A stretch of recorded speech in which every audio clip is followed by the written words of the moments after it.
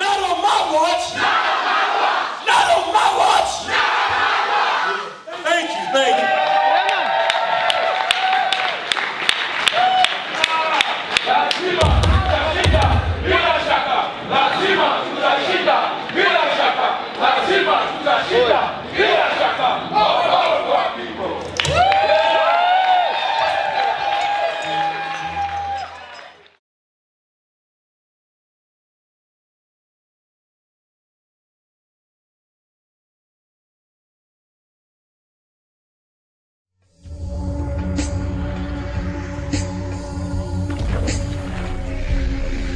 Straight pride, man, woman, child. I'm talking about nation building. I'm talking about raising children. Straight pride, man, woman, child. I'm talking about nation building. I'm talking about raising children. Straight pride, man, woman, child. Yeah, straight pride, man, woman, child. Until you repair, or until black people repair their relationship with their women, we will never move forward. He said, even though it is not our fault that our families were ripped apart, the transatlantic slave trade, on and on and on. He said, but if you look at the power structures in America and in history, it's always been families. Yes. It's always been the Rothschilds. It's always been the Bushes and, the rest of the families. Yeah. He said, so before we can move forward, we must stop. And it's as men, it is our responsibility to make it better. So he said, as you can do as many, brother. You can do it. Yeah. Since the day of the beginning of time, you've always been on my mind. The way you smell, the way you walk, the way we gel, the way you talk, black woman.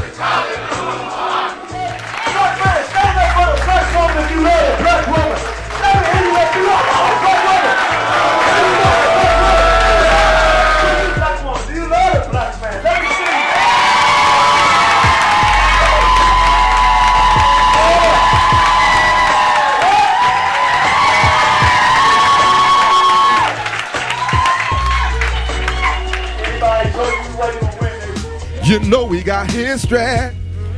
We go way back to the glory days of our sorrow and our sad. You see, I gotta be with you. I never turn my back. Cause if I did anything less, I'd be less than black. And I'd be less than a man. See, I'd be less than a king. See, black woman, you're my lady. And for you, this song I sing. We have come so far. We got so far to go.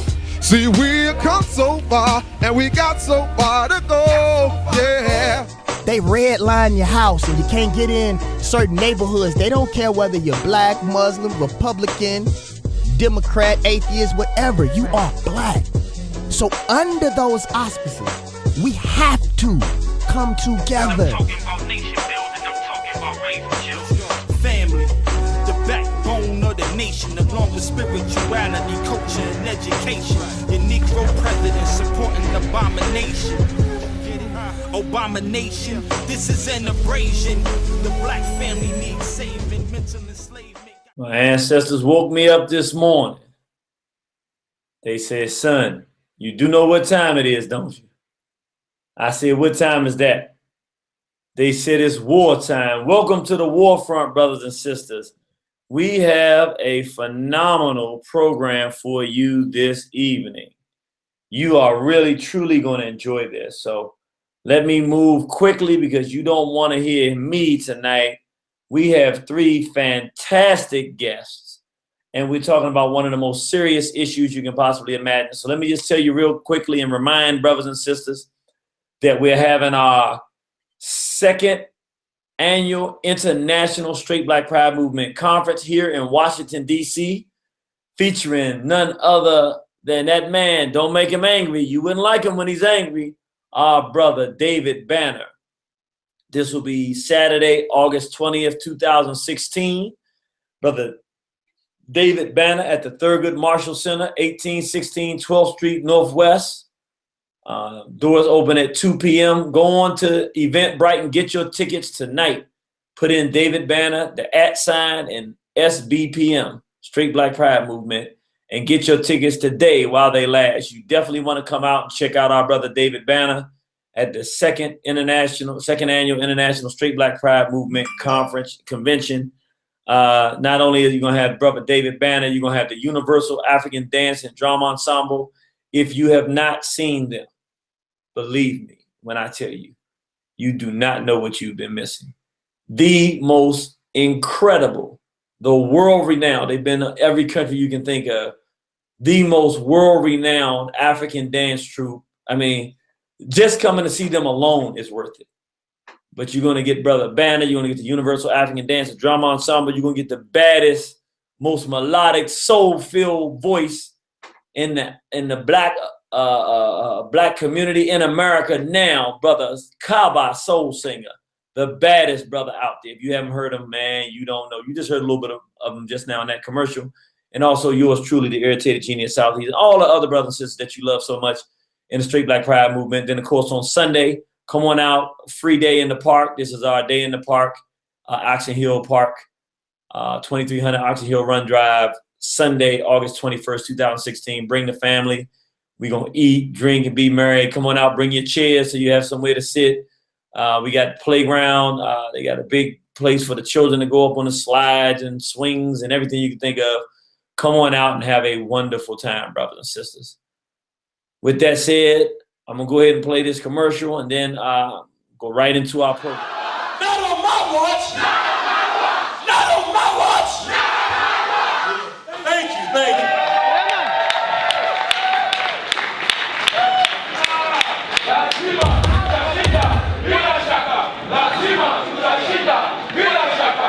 Lazima tutashinda bila shaka. All black people.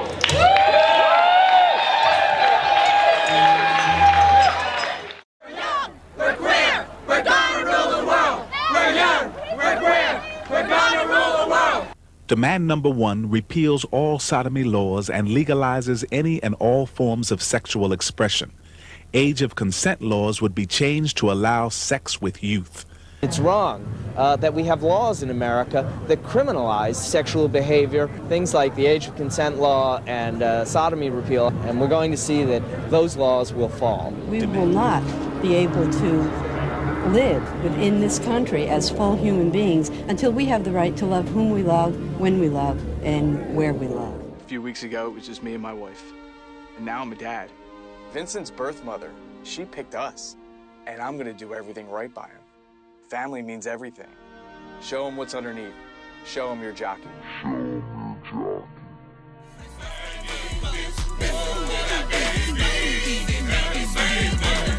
You gotta go. Straight black pride is in control. So you think you can touch our babies and we not touch you? Oh no. Hell, the youth who we fighting for. Protect our seed straight from the dough. Now it's time for you to feel this pain for messing with our babies, man.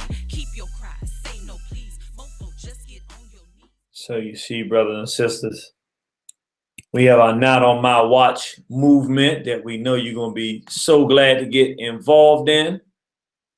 It's going to be something very, very major for our people. We need to start having movements that protect Black children. So brothers and sisters, all right, I see I'm going to have my guests on the line. So let me go ahead and do this right, because I want you to hear her tonight, because we have three phenomenal guests. Of course, first to start it out, we have a world-renowned sister. This sister is you know her, you've seen her on Hidden Color, but you know, just those few moments that we get the benefit of her great wisdom from the Hidden Colors really doesn't do our sister, Dr. Patricia Newton, proper justice. But we're going to have Dr. Patricia Newton on for our first hour to really give us some wisdom and her experience in fighting sexual abuse and healing from the pain of sexual abuse in the Black world community. Then we're going to come on with Queen Jasira of Left Foot Forward, you know, our African insurrection music, queen of African insurrection music, right down there from Memphis and Mississippi, down there in the Delta, my sister and yours, who's often told us her story. And now she has a youth program dedicated to helping youth heal from the pain of sexual abuse and deal with that trauma. And then, of course, we have our sister who's a clinical therapist as well.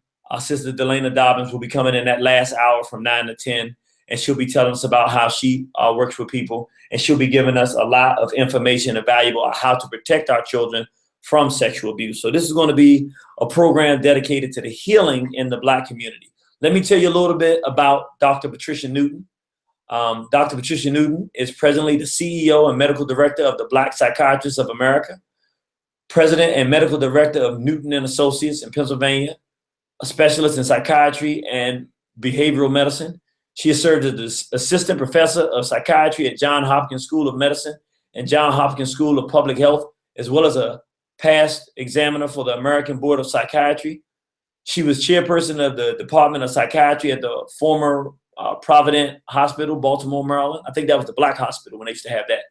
She is a graduate of Washington University School of Medicine in St. Louis, Missouri, where she served on the faculty after residency training at the Barnes Hospital Group before relocating to Baltimore. She has a master's degree in public health from Johns Hopkins School of Hygiene and Public Health in Baltimore, Maryland, a master's degree in molecular biology from Peabody College, Vanderbilt University, Nashville, Tennessee, and a BS degree in pre-medicine and biology from University of Arkansas and Pine Bluff, and special courses in languages and culture at the University of Mexico. Now, I'm going to tell you like this. This is the short biography. The biography is so intense and in-depth. The short biography, I said, we can just take the short biography and do a whole program on its own. So I'm going to skip to the last paragraph, and I'm leaving it up there for all of you all that can see, so you can just see some of the great accomplishments that the sister has done, because we really want to get to her. But I'm going to read this last part here. Dr. Newton serves on the board of directors of the Royal Circle Foundation, a nonprofit organization that has focused on youth violence prevention, early sexual trauma of children, and its implication, as well as health effects on human trafficking. Her practice concentration is in the areas of anxiety disorders, post-traumatic stress disorder, panic disorder, generalized anxiety disorder, and social phobia, dual diagnosis, depression, and pain. She has developed the first dual diagnosis unit for persons with mental disorders and substance abuse disorders in the USA, which has been replicated across the nation. She created a comprehensive and very successful prevention model for substance abuse disorders and a holistic approach to recovery, which has been utilized here in the United States and the UK, in England, in North England, was named in her honor, for which a clinic in North England was named in her honor. She also works in areas of transcultural and cross-cultural psychiatry, as well as women's issues relative to anxiety disorders, trauma, and depression. She has treated several hundred women who have been victims of female genital mutilation in her practice. She is currently in the process of a book launch entitled Post-Traumatic Slavery Disorder, which will be in 3 languages later this year, English, Spanish, and Portuguese. So our brothers and sisters in Brazil are going to be able to get that and everything. So this is going to be beautiful. Dr. Newton has worked with traditional and indigenous healers in South America, Ghana, Senegal, and South Africa. And she is an astute female king and queen mother in the Ashanti region of Ghana. She is a divisional chief. I can't pronounce the word, so I don't want to butcher that. She can tell us that. Of the Agogo traditional area. She is one of the first females to serve in this capacity and has full rights afforded to Ashanti royalty. So what we're talking about in essence, brothers and sisters, is a Black woman who has achieved just about everything you can achieve in the European's world as a black woman, but has spent her life using her wisdom, knowledge, and learning, not to feed back into their system, but to help our people by gaining access to the knowledge and information, much of which she's come up with, directly assisting our people. And particularly tonight, we're going to talk about sexual abuse, and in additionally doing it through their system so that she can help others reach our people where our people are. So we're talking about a giant tonight, brothers and sisters. So please tune in very carefully, because you're going to want to hear the words of wisdoms of this sister. Last thing I'll say, and then I'll bring my sister on. I think it's very important. Well, it means a lot to me. How I first heard about the sister. I was, I forget what was going on. I think it was Reality Speaks. They were talking about, they were bringing out somebody, you know, at that time, I did not know anybody else was talking about child sexual abuse, because, you know, we've been doing it for a long time. And I wasn't aware that there were other people that were fighting against this. And they were having a sister named Patricia Newton. And to be honest with you, I think I might have seen it by video. One way or the other, I heard it was a sister that was dealing with sexual abuse. And when I listened to her, it was so rewarding, because not only was she going into the history of it, even back into ancient times, but what really, really helped me was when she talked about the percentages of people she had worked with in the black hospital in the Baltimore in the 70s, and how, I mean, the percentages of the women who were on heroin and men who came to the hospital that were on heroin, who had been sexually abused and had suffered the pain of sexual abuse, were so high. I knew that the numbers that I was giving to people, I had already felt that they were low, because at that time I was saying 1 in 3 sisters before the age of 18 and 1 in 4 brothers. But I knew that I felt those numbers were low because of my experience in studying it. But it was only hearing her, who actually worked in this field as a professional, to be able to give numbers that were in the 70 to 90 percentiles of people who had come in there that she had dealt with, that were heroin addicts. You could say this is where it came from, that I was able to say, okay, I'm on the right path. And what I'm doing, I have more confidence to know that I can put the numbers out there I really believe is going on, not to shock people, but to let our people know we got to do something about this. So I was so impressed with this sister at that time that I've been following when I get a chance to see it.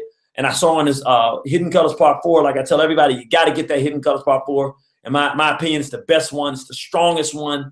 And it really deals with what we're dealing with today. And without any further ado, I'm going to bring on to you a giant in the Black world community, a giant in the way of healing.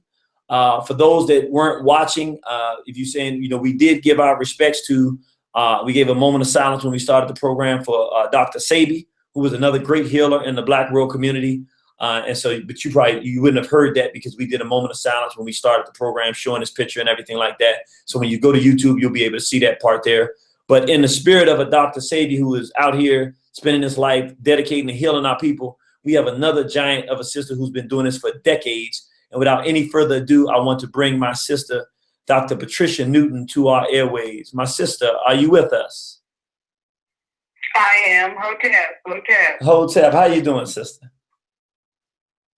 Doing good. I think the work that you're doing and talking about the subject is so important, and it's so necessary for us to deal with, because we have been living in a conspiracy of silence in our communities about all the negative effects that trauma and sexual trauma at an early age on children have had.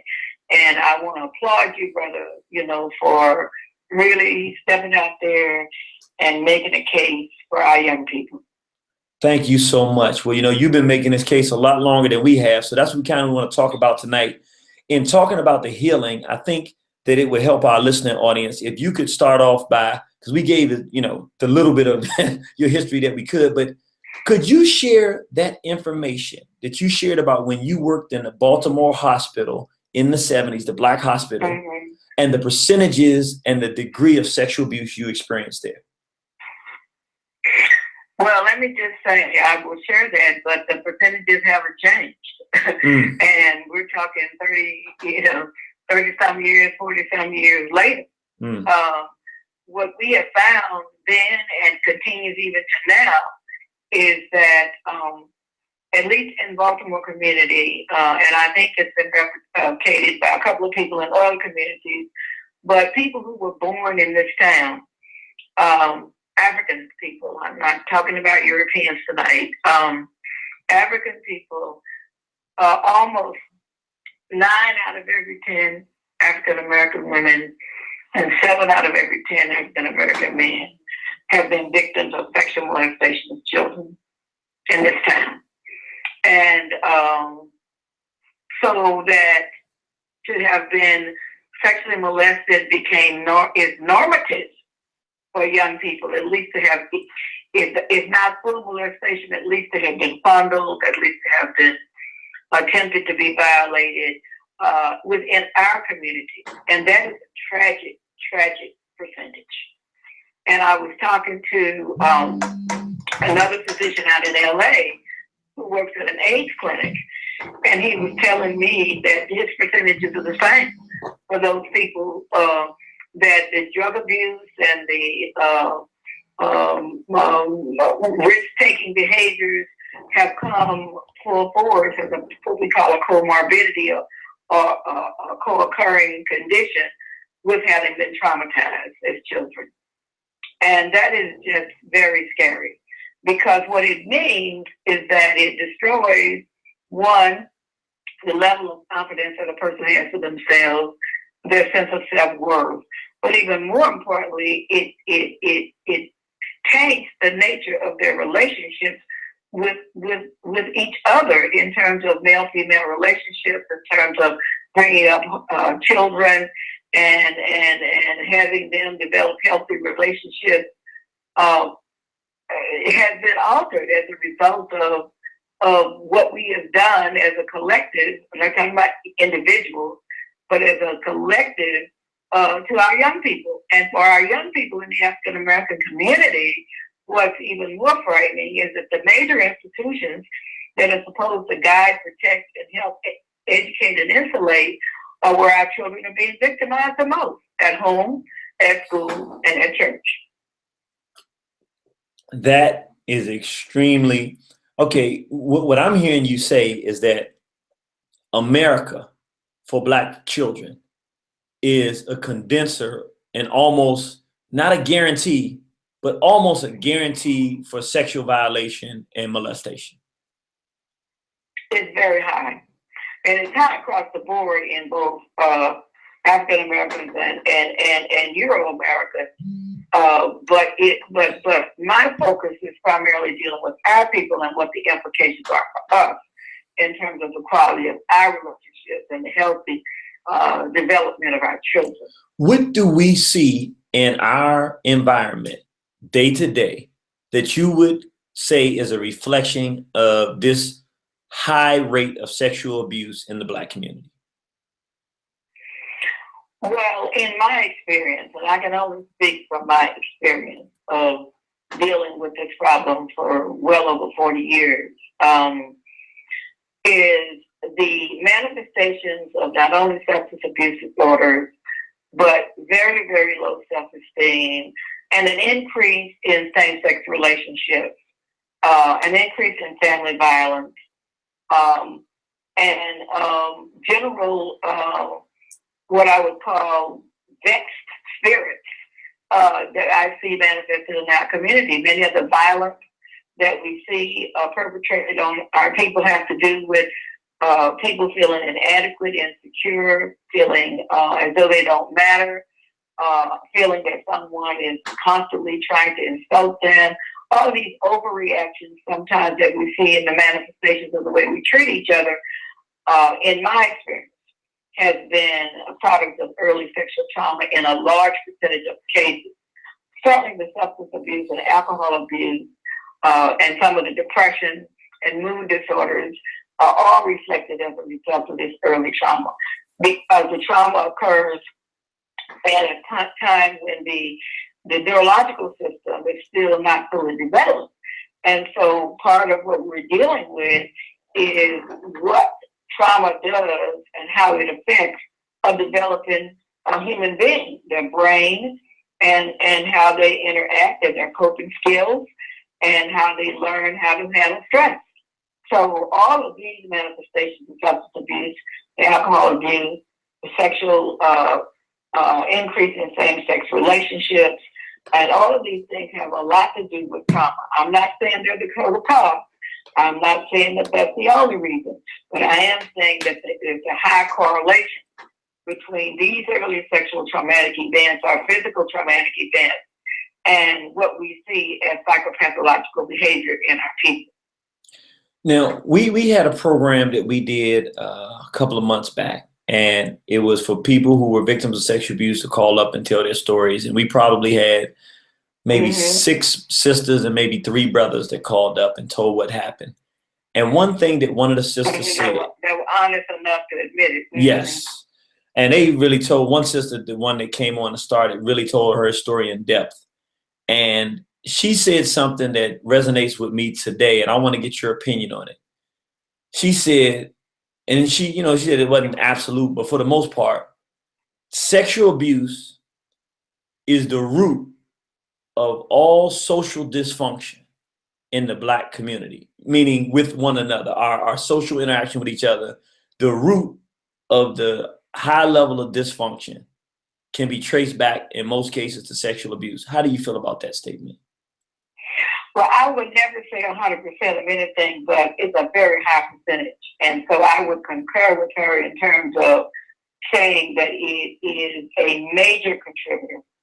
I'm not going to ever say 100% of what said, but it is a major contributor to the dysfunction that we see amongst the dynamics in African men and women. Yes, I would concur with that.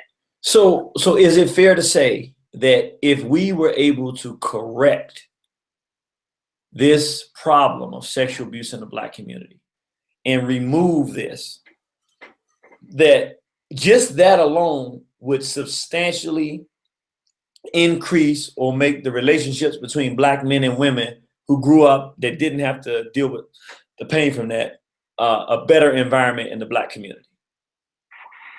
Yes, by all means, it would make it better. It would also give people more self-confidence and have them taking less negative risk-taking behaviors.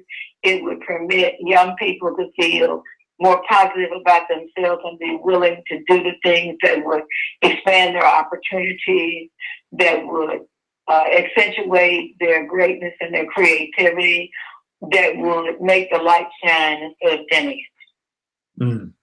Okay, so it's clear that this is something that we should address. Like, it's not something we're not going to do ourselves any benefit as a race to continue to deny that it exists and not deal with it.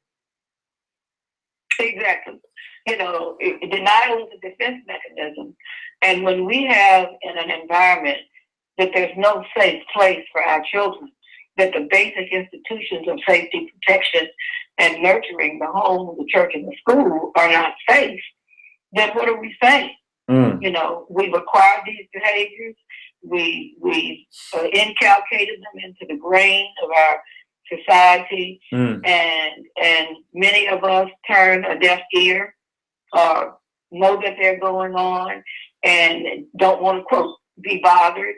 The children that are the products of people who, say, for example, are out there doing serious drugs and alcohol, that many of these children are molested, within their home situation. Many of them are molested from people who've never done drugs and alcohol. They just have grown up with that kind of dynamic, and people are hiding behind,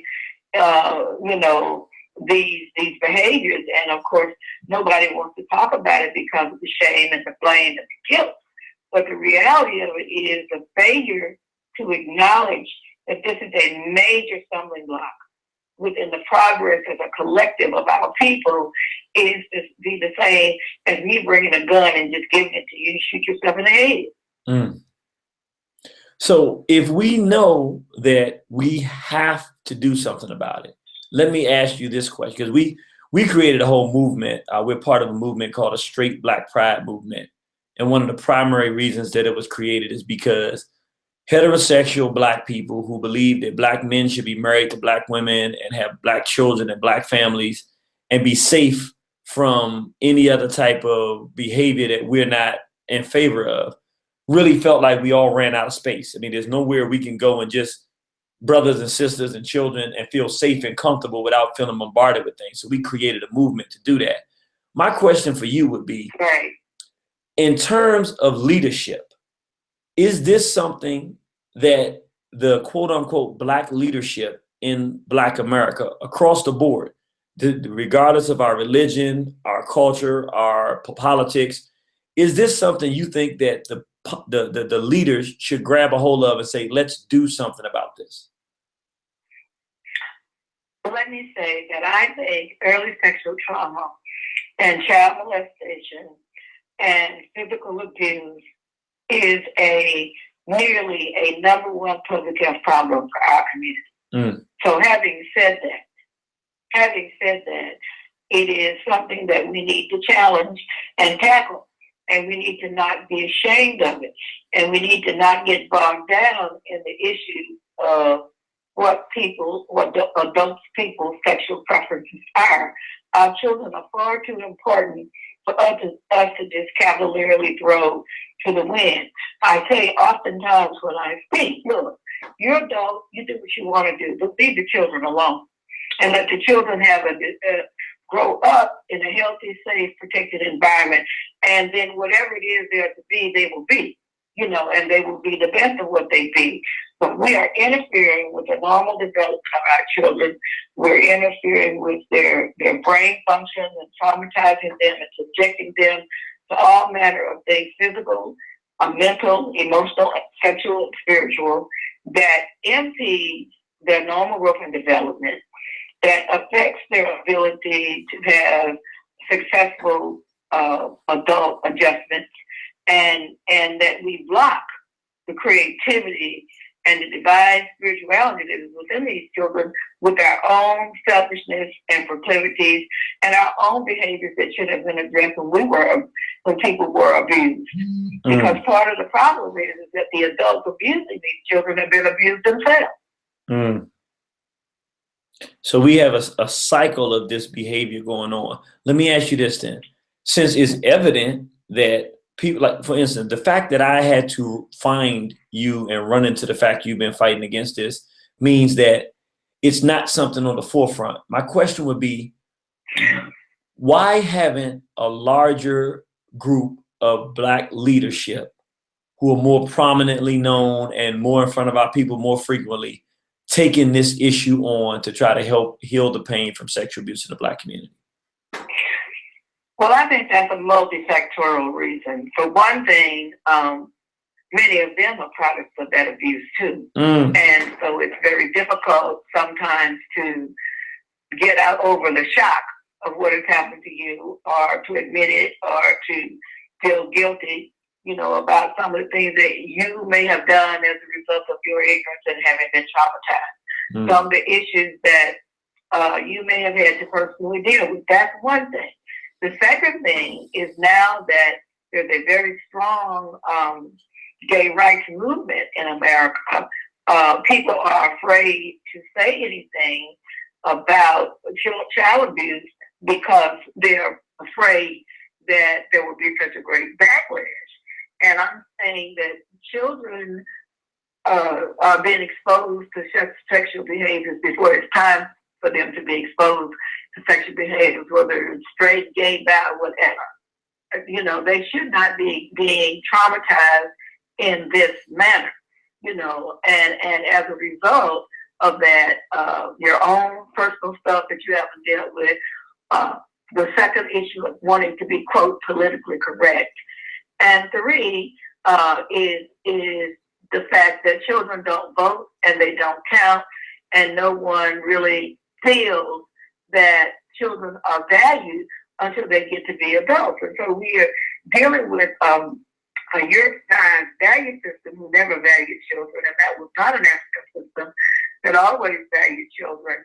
And we have abdicated our moral, ethical, and spiritual responsibilities to our children. And that's why you see so many children that are angry, that so many are engaged in very aggressive type behaviors. You look at them and they're ready to beat you up and fight you, because many of these children have known nothing but that kind of aggressive behavior.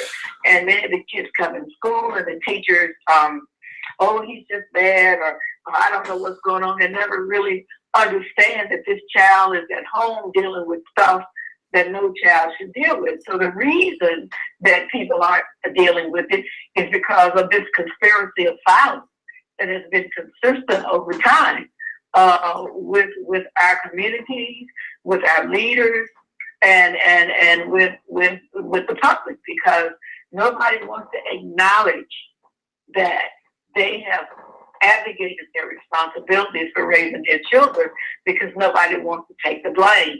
Because once you take the blame, you have to take on the responsibility. And so when we talk about responsibility, I think it's a perfect segue to go into, okay, so we've discussed that it's a serious problem. That's no question here. We've discussed that it leads to a number of other problems with us, so that it's not just that problem, someone sexually abused, is what it leads to in their life and the dysfunction it causes our community. We've dealt with the fact that not enough people are taking responsibility to fight it like you're doing and like you've been doing for decades now. So here's the question. And it might be a difficult question, because I'm sure if you had all of the answers, you would have already done it. But how do we now, knowing that this is at least a national crisis, I would argue that it's an international crisis, because where I've been around the world and found Black people, it is an international crisis. It is. So let me ask you that first, and then I'll ask my question.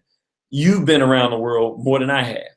How much have you seen the world being a reflection, the Black communities around the world, Africa, Europe, South America, being a reflection of the sexual abuse that's occurring in Black America? It's very prevalent. I mean, you have, let's take Brazil, for example. In Salvador, the Bahia, which is, where a large percentage of Africans live, in South America, you have European men who are married in the U.S., in England and other places, actually coming over and buying and abusing children, boys and girls, and creating all kinds of manner of things, and then going back to their pristine lives, in Europe. You have, in Asia, in Thailand, which is just notorious for child sex abuse. I mean, I'm just saying, it's not just in the African community, but it's privileged people taking advantage of the poor through their own sexual misdeeds, and that's a common occurrence. So basically, what we're saying is, even though we are Africans concerned about our own well-being, this is an international crisis.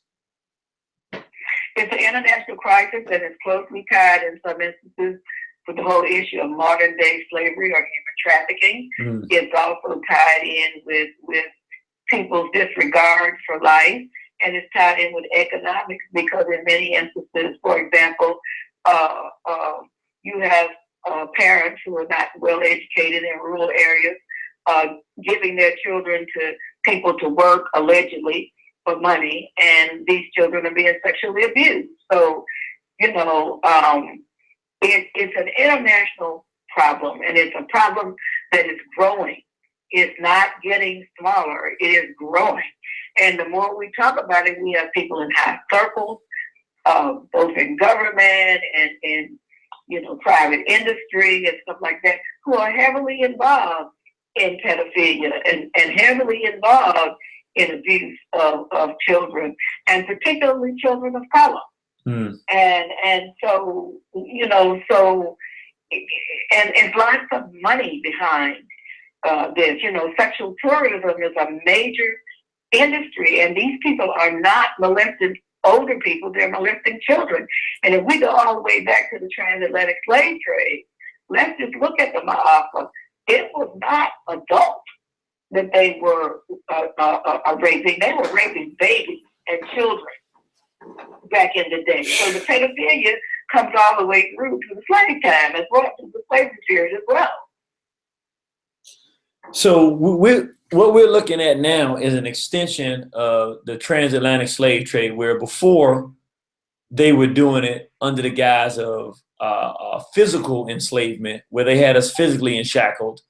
Now they're doing it through cultural and economic enslavement, where our people are poor and destitute. They put this in our culture, they can feed the system of mass incarceration and things of that nature that promote this.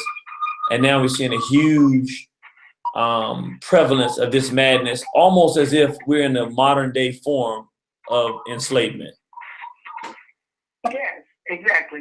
Well, then, exactly. Let me ask you this. Summed it up quite beautifully. Thank you. So here's a question, and I know it's a very difficult question, but how do we begin? Because I think this is a very important question, but it's a difficult one because you made a very important point.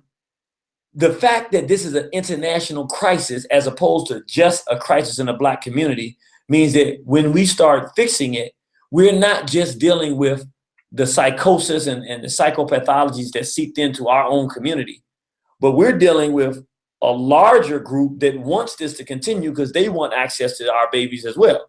So we're fighting multiple levels. Right, Go ahead. And it's a lot of money to be made, because even now in the human trafficking sex trade business, the younger the person is being molested, the more money you're going to get. Just like the slave farms and the sex farms and during the Ma'afa. Wow. Exactly. Exactly. Wow. Exactly. And for us in our communities, you know, we've got the alcoholism, the drug abuse, the impoverished conditions, the people taking advantage of children. I have to tell you, I had a patient who was in therapy talking about her sister, and her sister was a practicing addict. And her sister found that white men would pay her more money to molest her little girl and her little boy than the Black man would. So she wasn't that selling her daughter and her 9-year-old son to white men for $100 to $150. I said to her, you know, the law says that that's abuse of a child and neglect of a child, and I'm obligated to report you. She said, well, what about confidentiality? I said, there is no such thing as confidentiality in child abuse and elder abuse. I have drafted that law as a student when I was working on an elective at the National Institute of Mental Health. There is no such thing as confidentiality. And here's my deal to you.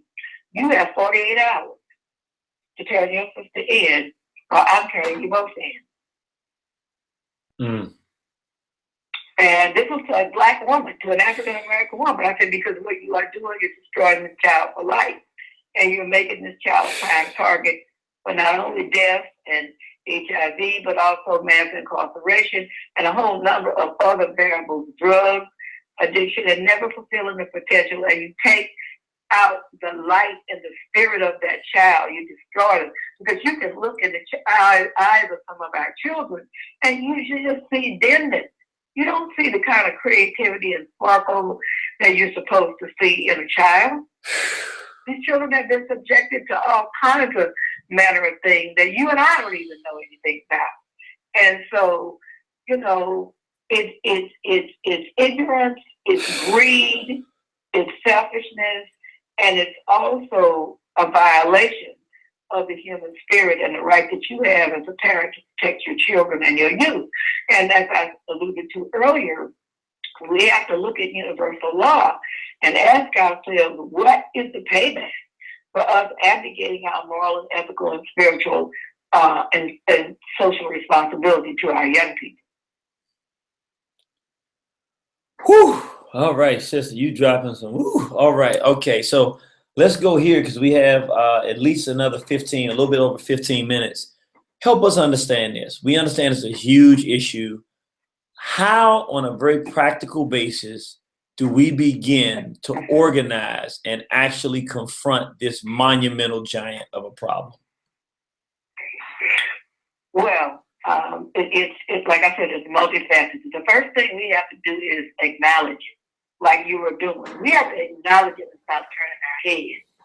The second thing we have to do is look at our major fundamental institutions. And we need to be able to have safe havens for our children, which means that we're going to have to do a massive community-wide education campaign to teach the families and to teach children and to teach adults in the community what the signs are of children who have been molested. number one. Number two, we have to make it safe and not be critical of these children and blame them, you know, when they do have come forward. And then we have to have viable alternatives, because if you do have to remove a child from the home, where are you going to put them? Because where you put them may be worse than where they came from.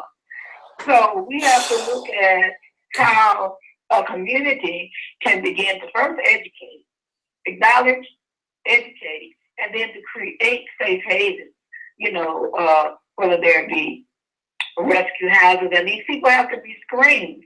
You know, I hate to say that, but we got to screen our own folks. And some of our folks have no business taking care of children, whether they're theirs biologically, whether they're theirs through foster care system, which is another system that really is horrible in terms of the safety of our children. And, you know, so those are the first practical things that we can do. Go on a massive educational campaign. We can utilize our schools and religious institutions, but we also have to recognize that many of them are riddled with the same kinds of vicissitudes that we are suffering out in the major community, where children are being abused in the churches and within the schools and all that. And we have to be willing, very willing, to call a spade a spade. And we have to be willing to hold people accountable for what they do. And we have to understand that, yes, go on. I'm sorry, I didn't mean to cut you off, but I really want to jump in here because you hit on something that really is pulling on me to ask you. Okay, so you remember, because I think you were involved with the young brother who shot the bishop or whatever he was, who had molested him in Baltimore. Yes. Yeah. Okay. Now, my question is, the reality of it is, from my personal experience, is that a very relevant and substantial amount of the ministers and the ministries are either headed by pedophiles / homosexuals, and or are quiet about it because their churches are influxed with pedophiles or homosexuals. So my question would be, even though we know our people are in the churches and we would want the churches to take this up, how realistic is that in the environment that we're in today, where the mega churches, the people like Eddie Long, for instance, we see the things that come out in situations like that. What is the likelihood of a church or churches in our community actually wanting to take a position against sexual abuse and do the mass education? I think there are some, and I think we should utilize those who are willing to go there. But in the absence of that, I think parental organizations are going to have to take responsibility. They're going to have to hold school officials as well as public officials accountable for not doing massive education. You know, what I find very interesting in the public schools, for example, is people are teaching sex education and they're talking about same sex and this and that, but nobody's talking about child abuse. That's right. Nobody's talking about sex abuse. That's right. In the process of all of that. And many of our people don't go to PTA meetings. They don't demand that the schools be accountable to them. They don't even see the relevance of it. So I think it's going to take a massive groundswell. I think radio shows and media and TV shows and all these kinds of things are important, but I think we have to begin to demand that our politicians, demand that our officials, school officials, demand that our ministers take a position on this, because they still depend on their collection plate too. And so we have to take a more active and viable role. We have to come out of this shame business. You know, many of us are shamed and we're hiding it because many people who I talk to, you know, they've been victimized, and so they want to try to forget it, you know, and so they've been drowning it in their alcoholism and their drug addictions and their gambling addictions and their sex addictions. And so, you know, we have an obligation to have a more responsible, what I call civic mental health policy amongst ourselves. And that means that parents should get together, and even people who are not parents, who are just concerned adults about children, involve the young people, get some of these young groups. I know there's a young woman over at Morgan State who started a group for sexual molestation, for people who are in college who've been sexually molested as children and all of that. We have to begin to advocate and agitate for our children, because we're in a world that's very competitive now, and anything that can be used to knock us down and anything that can be used to make us less competitive, including screwing us up psychologically and physiologically and sexually, and a lot of our physical conditions. Like, for example, there's a lot of data out there that talks about people who have a lot of GI distress, gastrointestinal, distress, and irritable bowel and colons. Many of them have been victims of early sexual trauma. And so we have to understand that it's a correlation with our mind, our body, and our spirit. And so I'm saying that we have to develop advocacy groups. And just like there's Mothers Against Drug Driving MAD, we need to have some other kind of group that begins to articulate and agitate and become a force for legislative change, just like they've done. Well, this is absolutely outstanding. Let me, because we only got like 10 minutes left. Man, we're gonna have to get you back. I'm hoping we can get you back sometime. We're gonna have to give you a 3-hour program, because we can really. I'm serious. The weight of everything that you're saying every time you say something, I know that the callers are just freaking out, just like I am, because it makes too much sense. This is the question, and it's an honest question. It's probably a hard one, but I've been doing this for years. And let me just tell this story real quickly, because you probably don't know this, but some of the listeners may. But the way I got involved in this, when I was 15 years old, I had a friend, a sister, met her. She told me, she had never told anybody, but she had been sexually abused.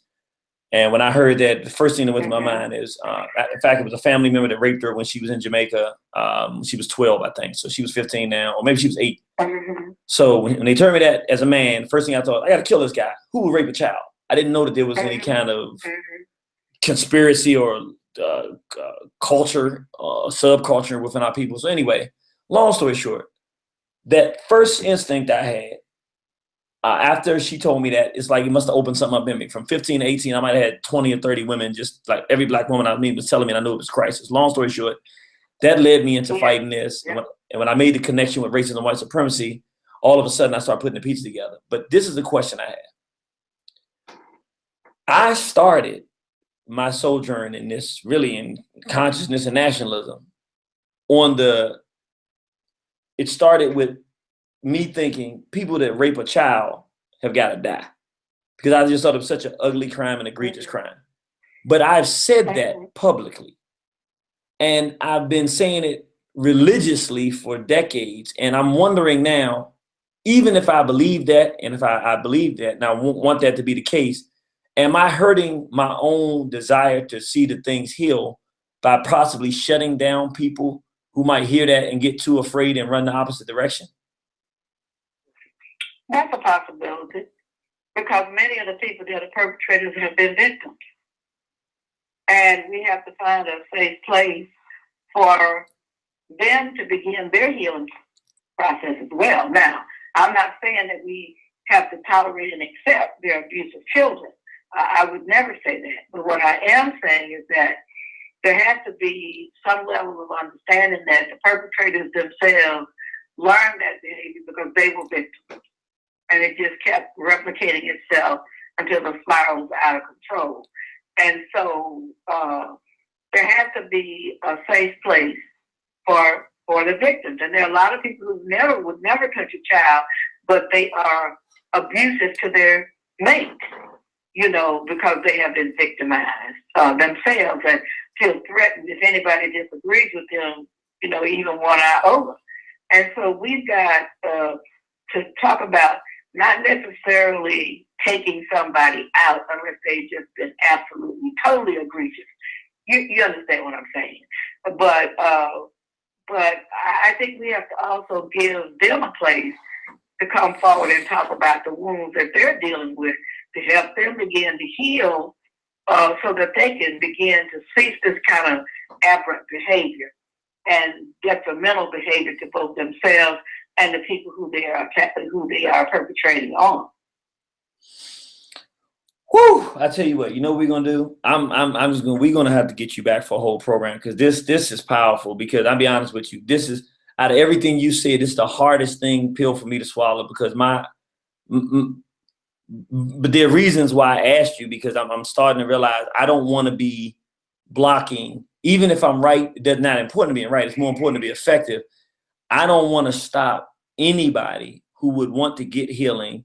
And I'm not particularly talking about pedophiles at the time, but I'm saying I don't want to stop the process of healing our community, because I'm out front saying people that molest children got to die. And if that's the wrong approach, and what I'm hearing you say is, for many different reasons, that may be the wrong approach, which means I got to recalibrate. Even if I keep that in its place or some kind of way, I got to figure out what to do. And I don't know the answer to that, but whew, this is serious. Well, I'm not saying it's necessarily the wrong approach. It is an approach that may not get you the desired results that you're looking for, because you would have to kill a whole lot of people. You ain't lying about that. You may be killing a half of the Black community, so don't even go there. You know what I mean? All I'm saying is that there are many ways to skin a cat. And what we have to do is look at what is best for any given situation. You know, I often say that if a child has eyes in the back of his head, you don't go to the front to try to teach him. You go to the back of the head where the eyes are, and eventually help that eyes walk around to the front.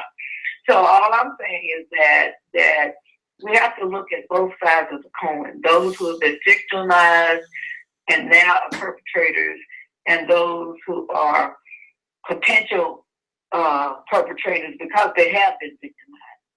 And so the healing has to come first to protect those who are helpless, the young people who cannot control themselves. And then the second part is to begin to work with the older people. It has to go along together, but I'm just saying, if we have to prioritize, we have to give the first priority to the young. And then secondly, we're going to have to go back and give a safe place for some of these perpetrators. Now, the ones who just cannot be saved or do not wish to be saved, then, you know, that's a whole nother level. You know, and so I'm telling you to reserve that spot. I understand. I'm just telling you to reserve it for an appropriate action. But not everybody that has ever molested a child or whatever, you know, is deserving of so harsh a punishment. Because many of them, that is what they know. That is how they've been conditioned and socialized. And they are simply, you know, playing out what they've done, you know, what was done to them. Let me ask you this. I'm not saying that we should forgive them and forget them, but we need to also understand that they're part of our community as well. Let me ask you this, because this will probably, and this will be the last question I ask, I promise, because I know I got somebody coming up next. My folks are like, what, you know, but this is so powerful. We could go on all night with this, but I got to ask you this. Have you in your years seen that there was a person who was involved in pedophilia who found out that this is called pedophilia and it's wrong and it hurts children, and made the decision, oh my God, I didn't even understand what I was part of, and actually stopped doing it? I have seen that. I have seen, it's far in between, but I have seen that.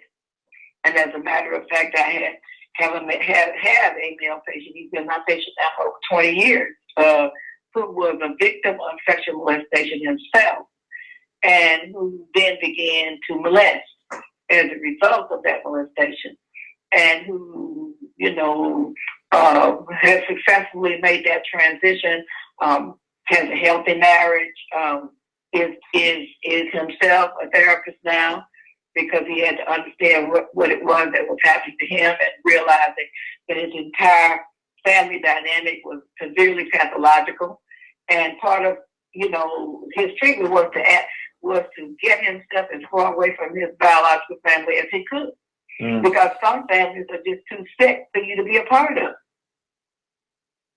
Wow. All right, my sister, Dr. Patricia Newton, you have just honored us with, like, heavyweight. That's why you are who you are. That's why you've been doing it so successfully this long. This was heavyweight stuff. We're going to get back in touch with you at some future date because we want to. We're thinking about doing something really big to try to start that process of bringing a lot of people out to talk about child sexual abuse. And if you would be interested in it, you would be invaluable to that experience for people. So we would want to work it out with you if that's possible. Well, of course, I would be interested in it because, you know, this is our future. This is, when we get old, these are the children that's going to have to take care of. And I don't want them all mixed up and messed up and abusive to me as an elder because somebody has been abusive to them. Wow. All right, my sister. Well, could you give people your information? You are a therapist, and if they're dealing with issues of sexual abuse and pain, and they want some therapy in the Baltimore area, Maryland area, I'm sure you're available for that. Well, I'm sort of kind of doing more administrative stuff now, but I will tell you, you know, you can reach out to us through the Black Psychiatrists of America. The website is www.btainc.org. That's btainc.org.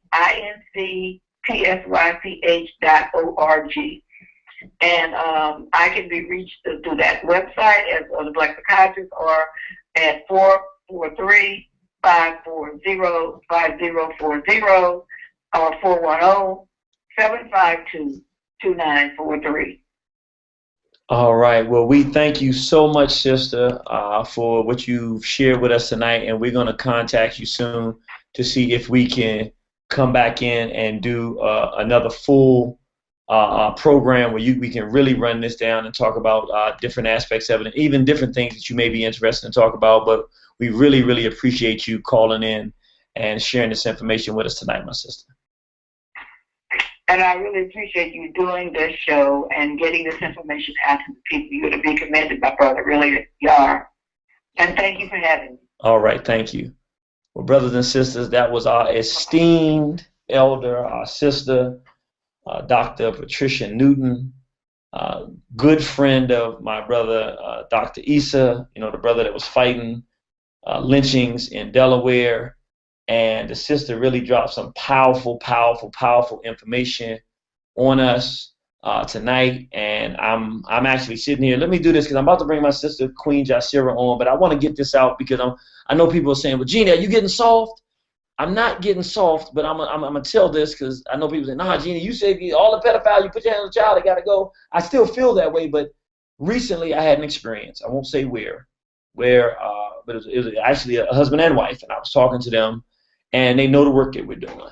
And I was talking to them, and the sisters, you know, we were having conversations. She was getting towards it, but it finally came out. And I'm making a longer story short. She began to tell me how when she was growing up as a child, her mother's boyfriend lived in a home, would molest her from, I think she was from 5 to 15. It was something ridiculous. And he used to do very disgusting things like he used to suck on hot dogs, looking at her, basically saying, this is what you're going to do later tonight. He would take eggs and squish them and then show it to her and say, what does that look like? And you can understand, you know, the kinds of things he was doing with her. So, like, today she says she can't even eat. She's a grown adult, many children, you know, but she can't even eat eggs. So we're talking about a sister who's saying, you know, she was really traumatized. And so then she went on to tell me, and I mean, it was, oh, man. But she told me how what it did to her was she was so traumatized, she wanted to tell her story, but she was scared to say it. So she had a 2-year-old relative that came to the house, maybe 4-year-old relative. She was like 9. She was like 9, the relative was like 4 or something like that. And she said it was just for a summer, and she basically tortured this little girl. She would take the soap and put it in her private parts and ram it in. She would do things because she wanted the little girl to tell her parents what was happening so that then she could tell her story about what had happened to her. And then she told me when she was 13, she remembers walking into a bathroom and she saw a 2-year-old little white female walking in the bathroom by herself. And she said the most compelling urge that she's ever felt to go and touch that little girl. And she said something just snapped in her head, and she said, I'm sick, I cannot go this direction. She ran out the bathroom, and she didn't do it. But she was literally telling me, she was describing the urge. Now, this is a grown woman married with children, not involved in none of this stuff. But she's telling me, and see, I'd never had anybody explain this to me before. So you understand, I've been going 30 years trying to fight this thing and never knew this kind of thing. So you got to understand, this is like a watershed moment, because she's saying, because it happened to her, she knows that. She was telling me the drive to want to do that, it was something like she can't describe it. She said there's no other compulsion she's ever felt like that. But I'm looking at her and I'm going, well, even though she's not doing it as an adult, now I'm recalibrating. I'm going, okay, so one thing I know from what I'm hearing from her is that a person can make a decision at a certain age not to go there. But what I also know is that the person is sexually abused, the potential for that urge to be there when they have that chance, and the way she described it, man, it was the way I can't really put into words, because she was talking from her spirit and her heart. And they ain't talking about words, I'm talking about the spirit was speaking. And I was like, whoa. And then it made me just sit back and say, whoa. And this is when I realized, and Dr. Patricia Newton just said something that I think is so critical. This is a watershed moment for me in the last couple of months. I just realized something for the first time in my life. I knew that when I was in a room that 50 to 70% of the black people in that room have been sexually abused. If it's black women, depending on where you are, it could be more than that. What I did not know is what percentage of people in that room have done something, once I described what pedophilia is, that they would consider themselves having done something pedophilic. And of course, I'm not at the point where the person is going out tomorrow to rape a child. I just don't have it in me. I'm giving them the box. You know, I just, I can't turn that part off. I got children. You put your hands on my children. I don't understand that other part. But to the point, what about that 13-year-old that did something to an 8-year-old because something was done to them, and now they're not in that because they know it's wrong? That was something that happened 8 years ago, and now they're hearing this and go, wow, I can't believe I did that, but I did it because this, that, and the other. Well, technically, I can say they're a pedophile, but then I have to look at that. Well, they were, this is a cycle, and they stopped that. And they're not doing that now. So it's one of those things. I mean, this is just a rough discussion, brothers. I'm just having this discussion. I'm bringing this up because I'm saying we got to figure out what the rules are so that we can have them. Because I know that as long as I get my part, somebody got to die. I got to have. We can't have people raping children and don't nobody. Somebody got to die. But to the point, if 50% of the people in the room would consider themselves having done something pedophilic, I mean, like she said, you kill a whole black community. I don't know the answers to everything. I just know that this is a serious conversation. I know that I got a phenomenal guest that I'm about to bring on, a sister who I love very much and has been doing this for many years. And before I do, I'm going to just play this one more time because I want to keep doing it. We have a new movement, part of the Straight Black Pride movement, and it's called Not On My Watch. And basically the idea is what Dr. Newton was saying here. Hey, look, we're here now. It's our responsibility to do something. We know what's going on, and we got to do something. This is Not On My Watch, brothers. Y'all see that symbol. I know y'all love it. You can go to join it. Please go to Facebook and join the Not On My Watch page. And we got Brother Poppy that's going to be working it as well. And we're going to be working at and sharing information on that page and helping the community understand. Also go to Facebook. We have the page Black People Against Child Sexual Abuse. Again, Black People Against Child Sexual Abuse. That's a group that you can join on Facebook, and then we have a page associated with that called Not On My Watch, and that's the new campaign, the Straight Black Pride movement. We're working in conjunction with our brother Poppy and the other brothers and sisters in our community who want to stop this from continuing. This is Not On My Watch. Confused about my way of life. It's not gangster, it's militant, ill intent. Not on my watch. Not on my watch. Not on my watch. Thank you, thank you.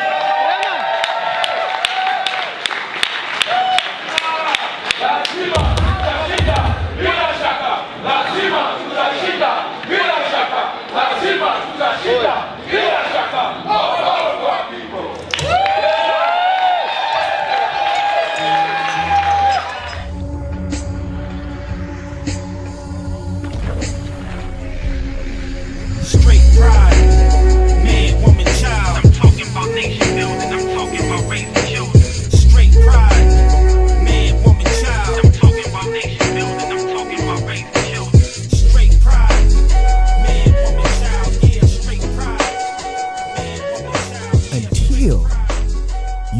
repair or black people, until black people repair their relationship with their women, we will never move forward. He said, even though it is not our fault that our families were ripped apart, you know, the transatlantic slave trade, on and on and on.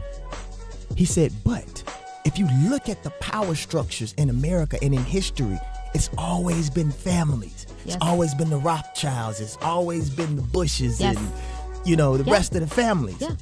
He said, so before we can move forward, we must stop. And as men, it is our responsibility to make it better. So he said, as you can do as many, brother. You can do it. Yeah. Since the day of the beginning of time, you've always been on my mind. The way you smell, the way you walk, the way we gel, the way you talk. Black woman.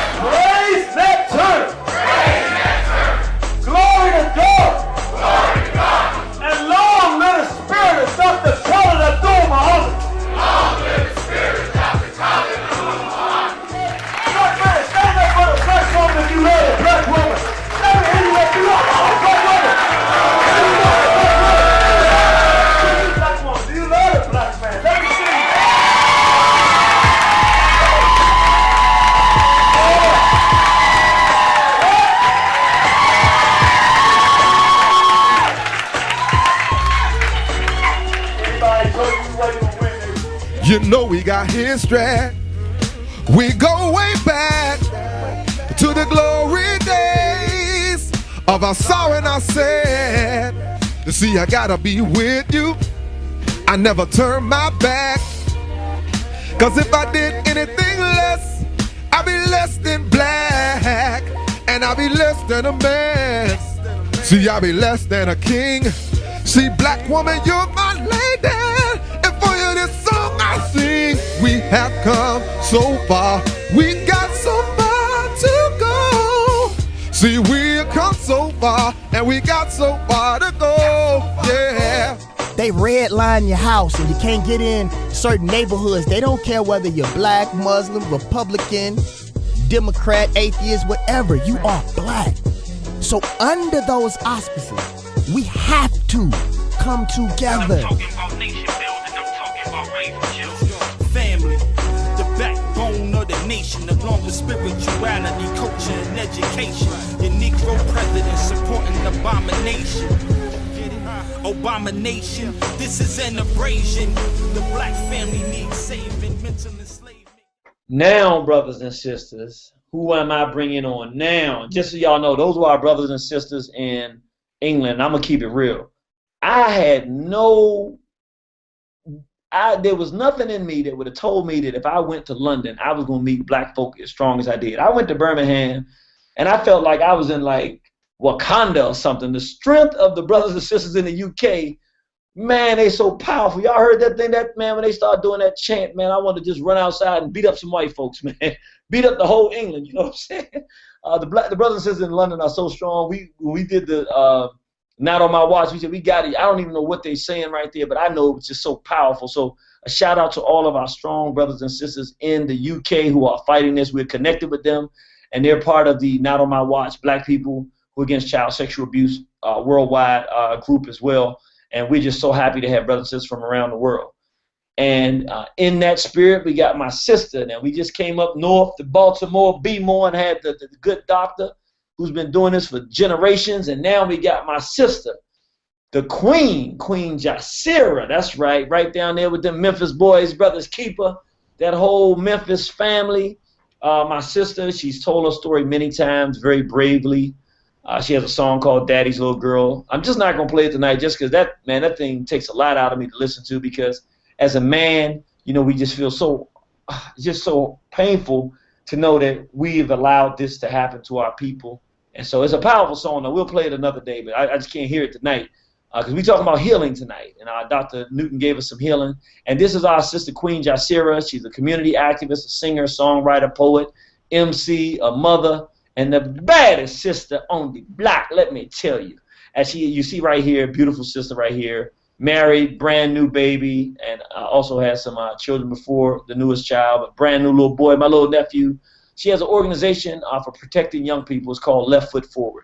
And you can go on Facebook and check out our Left Foot Forward. Check out the Left Foot Forward Facebook page. You can also go to the website, www.ourleftfootforward.org. You know, and Kemet, the left foot forward with the Nesiam suit.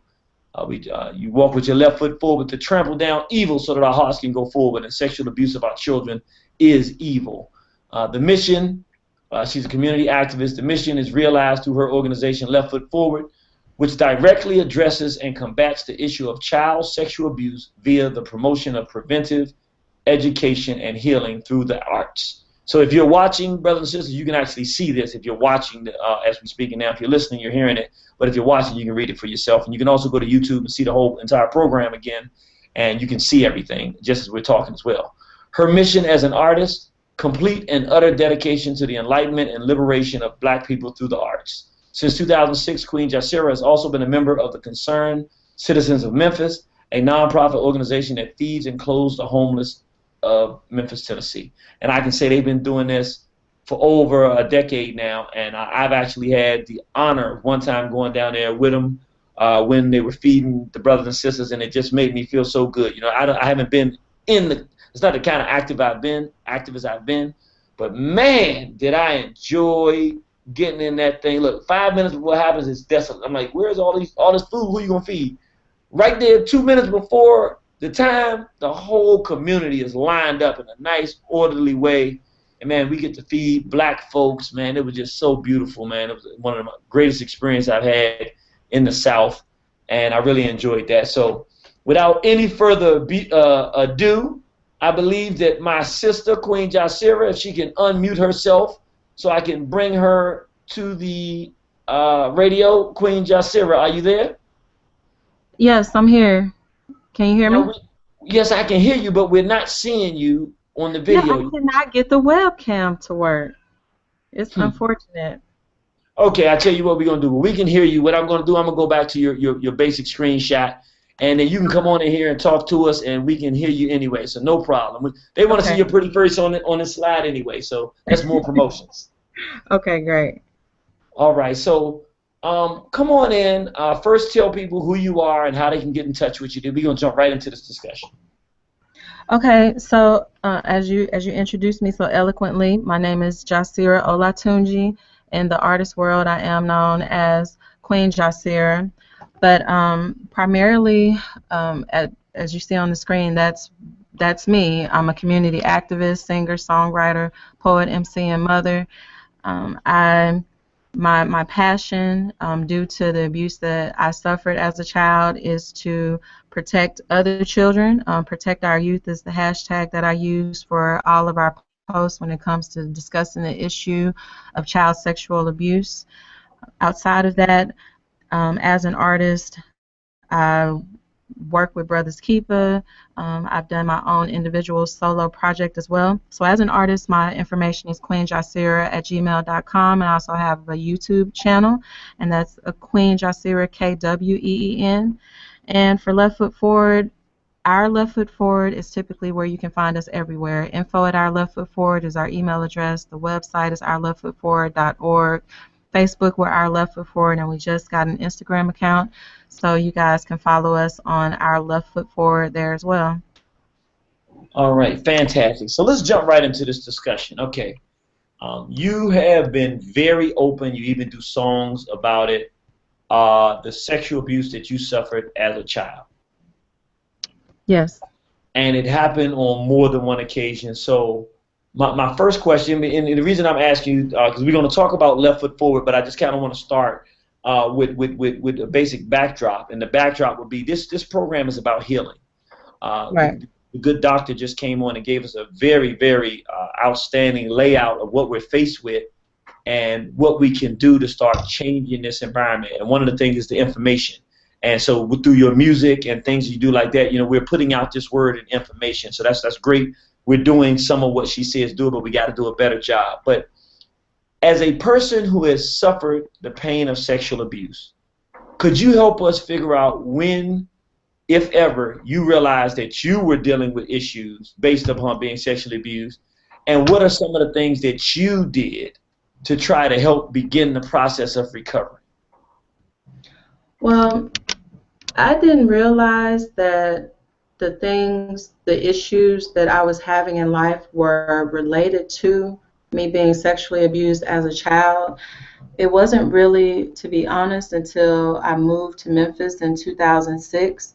And when I met Brothers Keeper, I always say that the first two DVDs that they sat me down to watch was one of your DVDs, Jeannie, and also one of Baba Baruti's, The Feminization of the Black Male.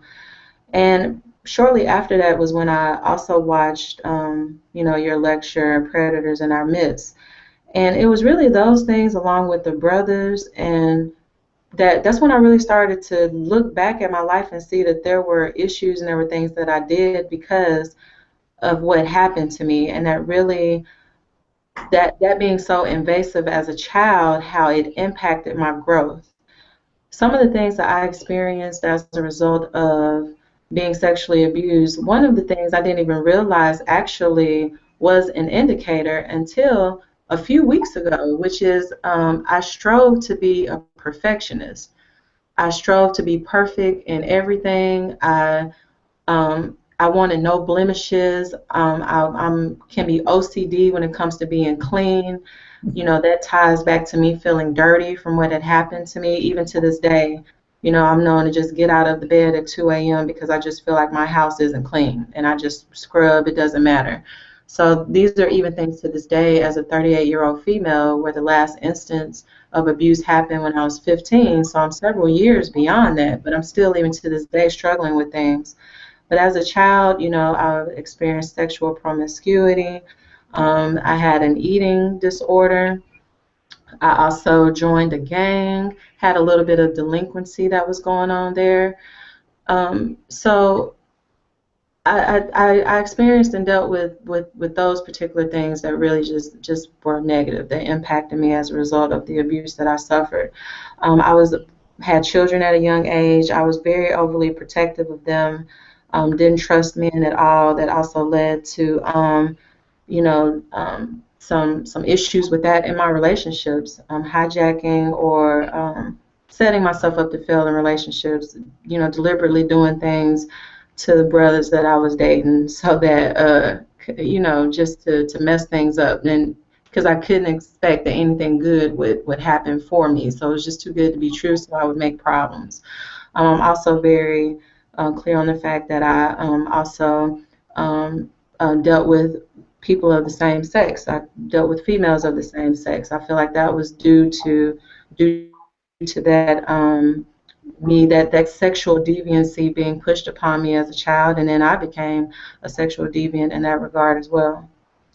So, wow. And first of all, let me just say thank you, because I'm going to tell you what, so this is the thing, and I don't even know if a person like yourself realizes this. But when a person like you that people look up to, I mean, anytime anybody sees you sing live, they're changed for life, because just the passion and just the talent. But when a person like you stands up and tells such in-depth self-analysis, what it does for the other brother and sister who, like Dr. Newton was saying, doesn't want to say anything, is ashamed and embarrassed, it says, wow, look at this great person who I'm looking at like, I wish I could be like them, everything is great. Who can then say, no, here are mistakes that I've made, and here is how they happened. But then they can look and say, well, wow, she's got a husband, she's got children, she's happy now. So when they see that, literally you telling your story, and as much as I can imagine it must hurt to tell. But the healing, I can tell you, I ain't never been through it, but to hear you tell it, I can feel the environment where there are people who are listening, young people, who feel like the world is over for them. Even older, but it might be a 60-year-old woman who still hasn't gotten over it and goes, wow, you just broke down some of the key things that not only sisters are dealing with, but that sisters might hear a man say, you trying to sabotage a relationship, and she don't know what he's talking about, but she can hear you say, hey, I made that mistake because I didn't feel like I deserved anything. And she can say, well, let me look and see. And maybe she can get that relationship like what you have now, that they finally get over the problem and have something that they won't sabotage, and they can say, hey, I got it right now because somebody like you comes to the forward. So I want to say that, and I'm going to get right back to you, but there's another thing I really have to say, because I'll be honest with you. I don't know if you've ever told me this before, but I had no idea, maybe I never asked the question, but I had no idea that until you saw the work that myself and Baba Rudy did, that you had never really considered the impact that those things had on you. I didn't know that. Yeah. Yeah, it wasn't until I got here. Even before I got here to Memphis, I went to traditional counseling. I went through so many counselors, and nothing ever just really helped me at all. It wasn't until I got here, got with some real strong African-centered brothers and sisters, started, watching your videos like Predators in Our Midst changed my life. And especially the part, like I always say, and I try not to get too emotional, is, there's a part in the DVD where you look into the camera and you send a message to those of us who have been abused, and you tell us that it's not our fault. And I had never heard that before. No one ever told me it wasn't my fault, that I didn't do anything to deserve what happened to me. And that was the turning point for me, because I was able to, all my life I thought, well, I did something wrong. I know the first person that molested me told me that he could tell I wanted it by the look in my eyes. And I was like, well, how did I, as a 9-year-old, how did I look at a grown man with lust, or to make him think that I want to perform oral sex on him? Like, what did I do? So then I went through a period in my life where I wouldn't even look people in the eyes to talk to them, because I didn't want to be abused again. And this thing is not something that goes away overnight. Like, I'm married, and my husband, he helps me even now. Like, even when I thought I got to a point where I'm okay, he helps me see little things that I do that really are a result of the abuse I suffered. Like, I have certain ways where I can be controlling, or when we're talking, I have to do things when I want to do them, and I have to have the last word. And he helped me to see that my being controlling in those regards is because I try to assert control where I feel that I have none, because control was taken from me when I was violated all of those times. So now I'm trying to control everything that I can. So like I said, even now, we've only been married a year now. I'm still learning, and I'm still healing, and I'm still working. You know what I mean? So this thing is deep. So, okay. Let me wipe my tears away and then keep going. When you go and work with the young people in Left Foot Forward, how much does what you have gone through help you to help the young people? What I've gone through helps me a lot, and actually, because of what I've gone through, I can look at certain children, and there are certain key things that I can say. And it's kind of like how people are trained to watch for reactions when they're interrogating someone. It's those things that you don't have control over, those involuntary reactions. And I'm able to see things, and I'm able to try to pull the child to the side and try to talk to them and get them to open up. But when I present things, I talk to them from the perspective of, stranger danger, that's true. But 90% of children who are sexually abused know the person who abused them. And I say it could be your mom. And the last time that I was presenting, I said it could be your mom, and the little boy in the crowd flinched. Oh. And I said it could be your stepdad, and another girl in the crowd flinched. And come to find out, this stepgirl has been being raped by her stepfather since she was 13 and just had his child. So we're trying to work through that right now. And so they come to me, and I try to talk to them and keep it real with them, and I don't try to come to them and say, well, don't do this and you shouldn't do that. I come to them and say, hey, this is what happened to me, and I'm just being real with you guys. And if it's happening to you, first of all, it's not your fault. And even the screenshot that you took of me to advertise the program tonight, that was the slide that I was on. It's not your fault. Because I know how much hearing those words from your mouth meant to me. So that's the first thing that I lead with.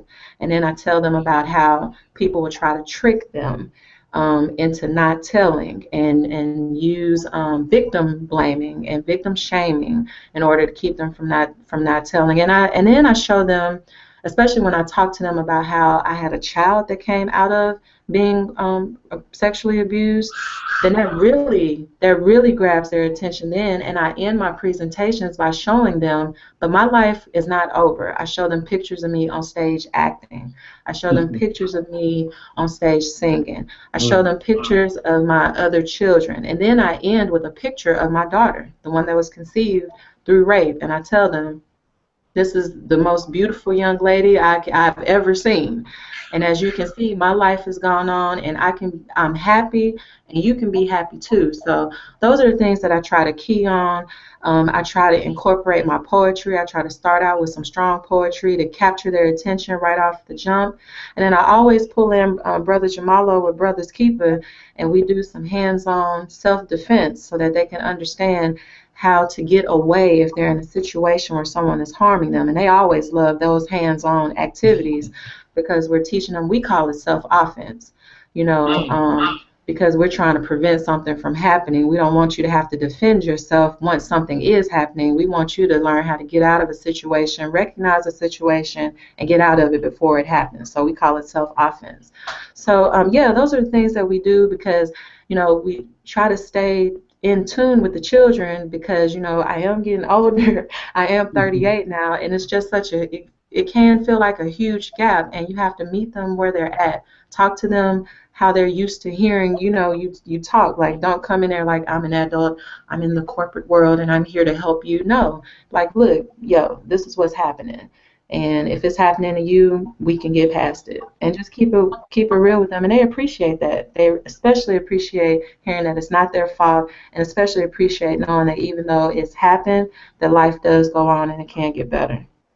That's beautiful. And now,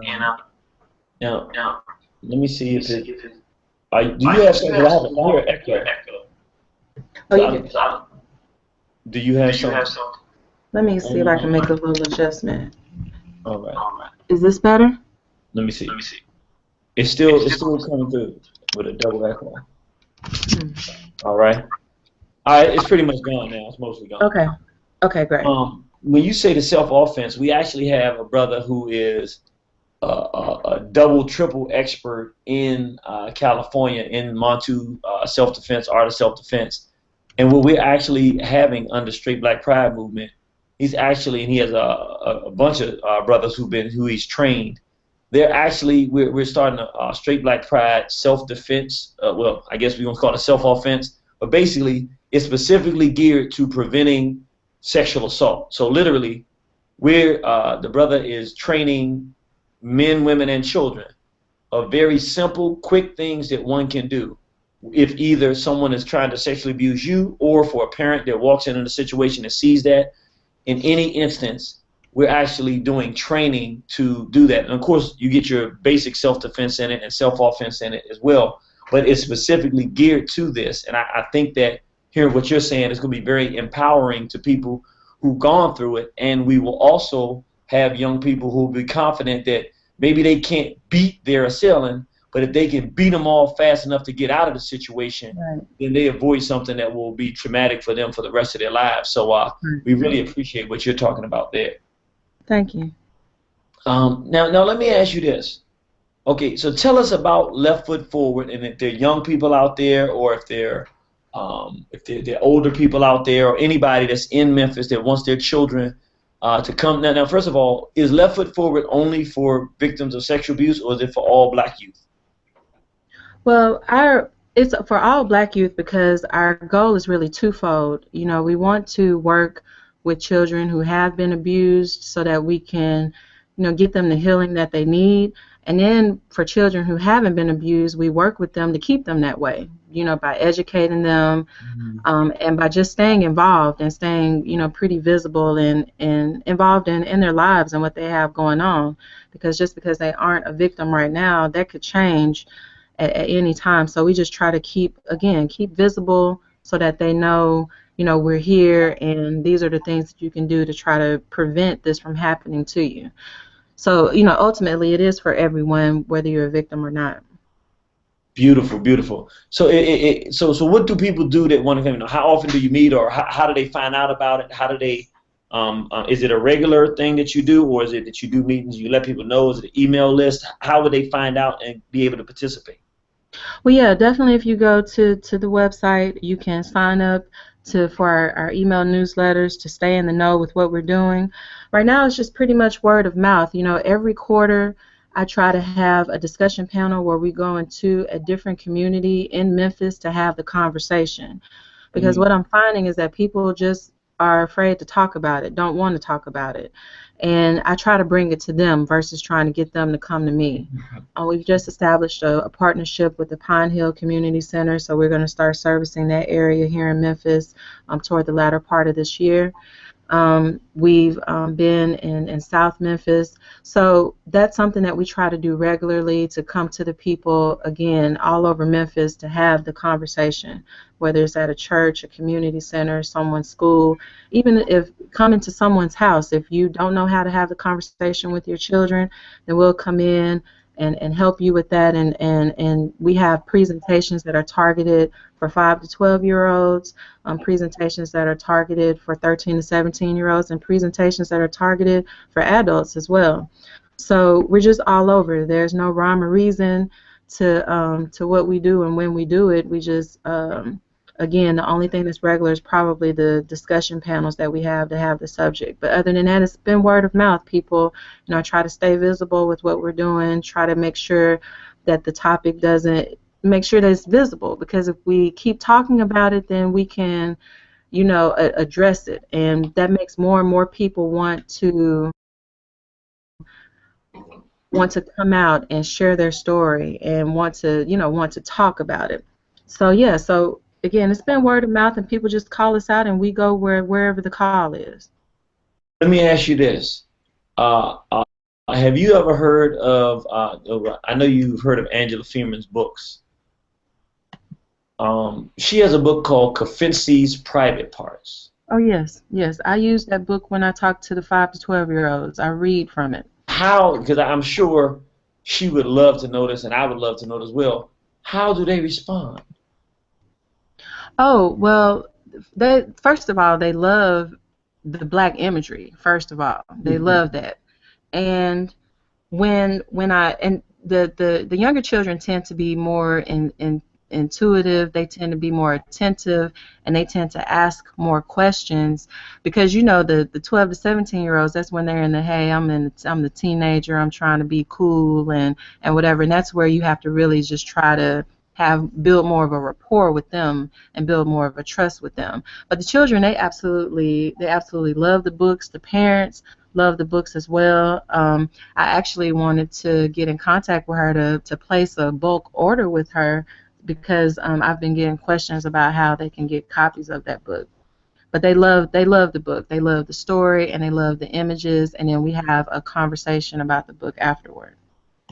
Fantastic. So in that same regard, so we got Kafensi's Private Parts, a book which is actually specifically made to help brothers and sisters, particularly help children, well, actually help the whole family, from the brothers and sisters to the children who've been sexually abused, the ones who haven't, to also helping parents tell the story to their children. I'm showing the book right now for brothers and sisters. This is Kafensi's Private Parts by Angela Freeman.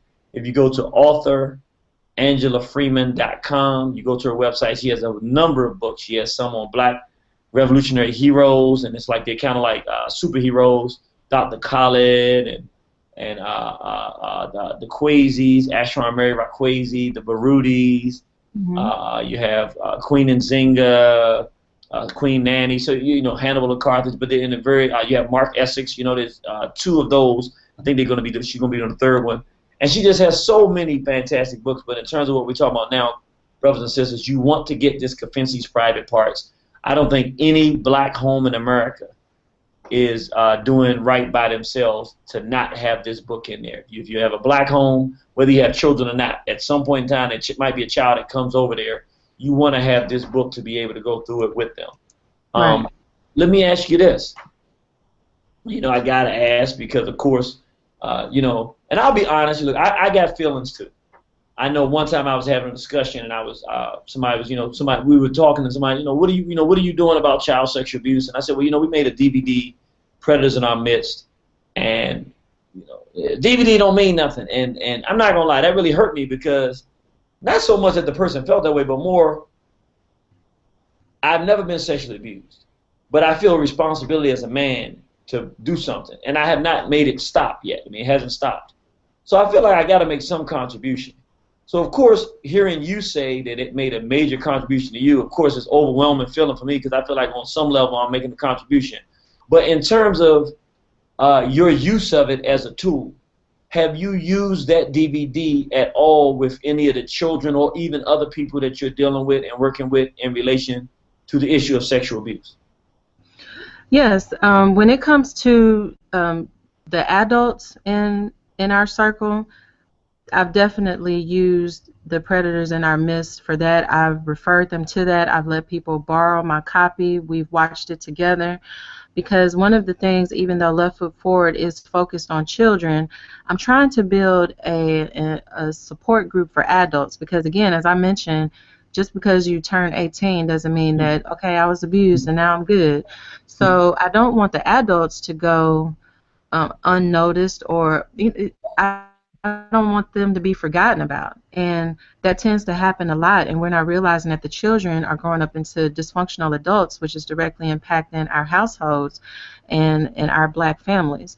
So yes, for our survivors group, that's a DVD that I promote. It's one that I've watched several times with other people that I know that have been abused. And I think that your DVD is amazing. You're not going to get a lot of people who want to come forward. That's what I'm finding. You don't have a lot of people who will want to come forward, and this is something that they can watch in the privacy of their own home. And even if they don't want to be public about what happened to them, they can start healing from what they're seeing and knowing that it's not their fault. To jump back to Angela Freeman, another book that she has that's targeted for adults is actually called Hands Off, and I use that when I'm dealing with adults in my adult presentations. So it has a lot of good tips in there for what we can do to protect our babies. So I utilize her there as well. But yeah, your DVD changed. I know it changed my life. I don't know how many times that you hear that, and that's really what got me on the path for Left Foot Forward. I watched Predators in Our Midst. Shortly after that, I watched Ashra Kwesi's. He was showing his trips to Africa, and he showed our ancestors standing with their left foot forward, and he explained what that meant. And that's when I was like, that's it. And that's when I started it. So I felt like, hey, if it hadn't been for me starting the healing process after watching what you did, there's no telling where I would be right now. I know Baba very well. He calls me Sa. Some of y'all suckers out there mad about that. That means son, but you can't beat me, so that's your fault, not mine. But I know that if he heard that what you're doing now was in the name of your organization was inspired by you hearing him say that, I know him. He would be very, very proud, and that would make him feel good. So I'm going to make sure when we get a chance, I'm going to let him know that, because that's going to be something that he's going to really appreciate hearing. That's awesome. Thank you. He's come to Memphis a couple of times, and I just, with the new baby, I just was not able to get out to see him. So I'm really, hopeful that I will get the opportunity to meet him face to face one day. Absolutely, absolutely. Now let me bring this up because in doing this for so many years, I've kind of looked around and kind of seen and gotten an impression about different regions where the sexual abuse is bad. And I can say for sure, I'm from D.C., I can say that the level of sexual abuse in this area is horrendous. Like, I would say if there were 10 top places where sexual abuse is heavy, D.C. would be one of those top 10. I'm just finding this out more recently, but I would say the Bronx in New York would be another haven for it. New Orleans would be a haven for it. Detroit, and again, I mean, it's all over. L.A., because of the gang culture, it seems to be very heavy. But one place that I really was able to see that is very, very heavy, in the Memphis area, the level of sexual abuse in that area is I mean, it's absolutely off the charts. And my question to you is, would you agree with that, first of all, that whole Delta, Memphis, and whatever other regions are right around there in the Mississippi Delta and things of that nature, would you agree that the level of sexual abuse in that environment is significant? Yes, I would totally agree that it's significant. I mean, you know, when you think about that, the majority of the cases are unreported, and with the amount of things that are happening in the news, I mean, that's crazy to me from what I see here in Memphis. When I'm talking to people, both men and women, it seems like everybody that I talk to has experienced sexual abuse in some way. So I definitely agree. The way that it's in the news here, and that's what strikes me. I was watching the news today, and there was something about someone that was working with youth, a mentor with youth, and he just got sentenced to 3 years in prison for having an inappropriate sexual relationship with a mentally challenged young man. So when I look at that and I'm thinking about, okay, that's just that one case. How many other people did he do that to that haven't come forward? So, so yeah, I would definitely agree with your assessment. I think it's pretty bad here. Do you run into any opposition for what you're doing? I mean, because it's clear what you're doing is something very positive. Do you run into anybody that you feel like, wow, why are they trying to prevent me from doing it? Why aren't they happy about this? Do you run into that, or is it pretty much everybody's in support of it? Yeah, I've run into people being more supportive than not. When I've run into people not necessarily being supportive, it's more so along the lines of, you know, why talk about this? Why bring it up? You know, and I also, honestly, I tend to focus on the victim. So a lot of times I get pushed back from the more Christian organizations that want to promote forgiveness and want to promote healing and trying to figure out why the pedophile did what they did and can they be cured. And that's that's just something that I refuse to address. I believe that takes the focus off of the victim, and I'm not interested in the pedophile one way or another. So that's when I get a little pushback, because I'm not promoting forgiveness, and that's just not the platform that I stand on. And let me ask you, because now that you mention that, well, let me tell you first why I asked you.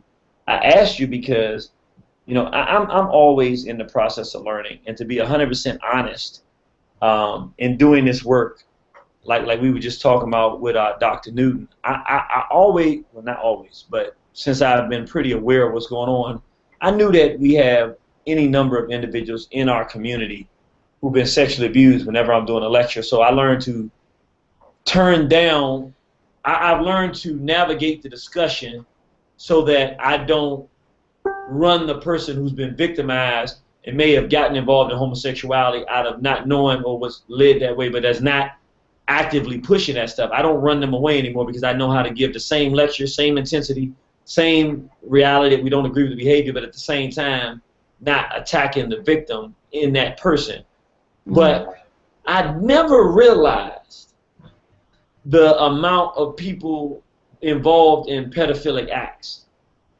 and until very recently, and it's really, really a difficult situation for me because I'm kind of where you just said, but I was listening to what Dr. Patricia Newton was saying, and it's kind of like, I don't know the answer, but let me just ask you straight out. Okay, I've always been one. I don't need to tell you this. It's like a broken record. You know how I feel about pedophile people raping children. You already know that. Right. I really don't have no open space, no heart, and I understand people say they were sex abused. Yeah, they were. The cycle got to stop. They got to die. That's kind of how my mind works. I mean, it's like, I just can't imagine nobody doing that. And I do understand that our people have gone through, so there's a lot of stuff I can't imagine. But that one there, to go and look at a helpless child and then to violate them like that, as an adult, even as a child, but as an adult, I just have a hard time finding any amount of concern for them whatsoever. Am I wrong to be passionate about wanting to kill or bring an end to pedophilia through removing pedophiles from being able to molest children on any level? I'm not talking about no fancy prisons that we don't have time to create or do. I mean, realistically, am I wrong to say, look, pedophiles got to go? Am I wrong with that? No, I don't think you're wrong. I think for me, what has always been my struggle is that when it's a child that has abused another child, that's been always my struggle in that particular stance, because more than likely that child is doing it because it happened to them. And I know that child hasn't fully developed, and I struggle with, is there a chance for them to be healed and set straight so that they don't become an adult who victimizes other children over and over and over again. I mean, I think we need more of our black men to take a stance when it comes to our children in the community and the protection of our children, because we don't have enough men that do that. So I feel like you're not wrong in wanting to protect our children by any means necessary. Yeah, and I'm listening to everybody, because what I'm hearing, we're all saying very similar stuff, but we're trying to develop, because we're talking about healing. But for me, the greatest danger in this whole thing is that we take the perpetrators of the crime and then make them the victims, and now all of a sudden there are no perpetrators. Yeah. And so there's nobody to target to say this got to stop. So now people can just kind of casually roll over into the victim status. Right. And now you done raped all these children, and now you're a victim now. I have a hard time conceding any ground to somebody that molests a child. I guess you pretty much gave the answer. I mean, I'm struggling with these things now because I feel like, for instance, this program, we have Dr. Patricia Newton, who's been doing this longer than both of us been alive. We have you doing what you're doing, and coming up right behind you, we have a young sister who's following the steps of a Dr. Patricia Newton that's going out here helping to heal our community. I feel like, and I've been doing this for, I'd say I found out about it at 15, so it's almost 30 years. I'm 43 now. So, but I've been actively doing at least 20, trying to figure out a solution. I feel like we're in the time right now. Our brother Poppy has popped up, a warrior, telling his story. How many brothers come out and will do what he has done? Right. About Greek Bambaataa. I feel like we're in a space and time where people are now getting brave enough to have this conversation, to bring it forward. And what I don't want is for like a trap to happen, where as we're bringing it forward, we make them two things I'm more concerned. I don't want to make the mistake of going too far and then losing everything because it was too aggressive, even though I'm not that concerned about it, but I am. I don't want to mess it up being overly aggressive. Right. But at the same time, I don't want to get it to where everybody becomes a victim. So then, okay, so everybody's a victim now. Nobody gets their head back then. I feel like somebody's got to be, we got to demonstrate as black men that we're men. And the only way I feel like we can do that, we've got to give consequences to these predators in our community. I really believe that. I really wasn't a question or anything like that. I'm kind of just talking now because this thing is. Yeah. Let me ask you this. Okay, you're working with these young people. You're doing. You see, at least once a quarter, you're doing things. What is the impact that you're having? What are the what are the stories that have been told to you, or the improvements in their lives, or the adjustments or changes? What have you seen has occurred as a result of what you're doing with Left Foot Forward?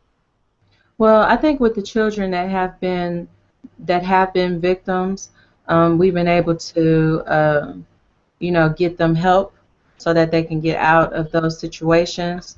I think for the children that have not been victims, they're now more aware. And also, again, the discussion panels are just something that we do quarterly, but, this happens all as far as talking to people all the time. I get calls all the time.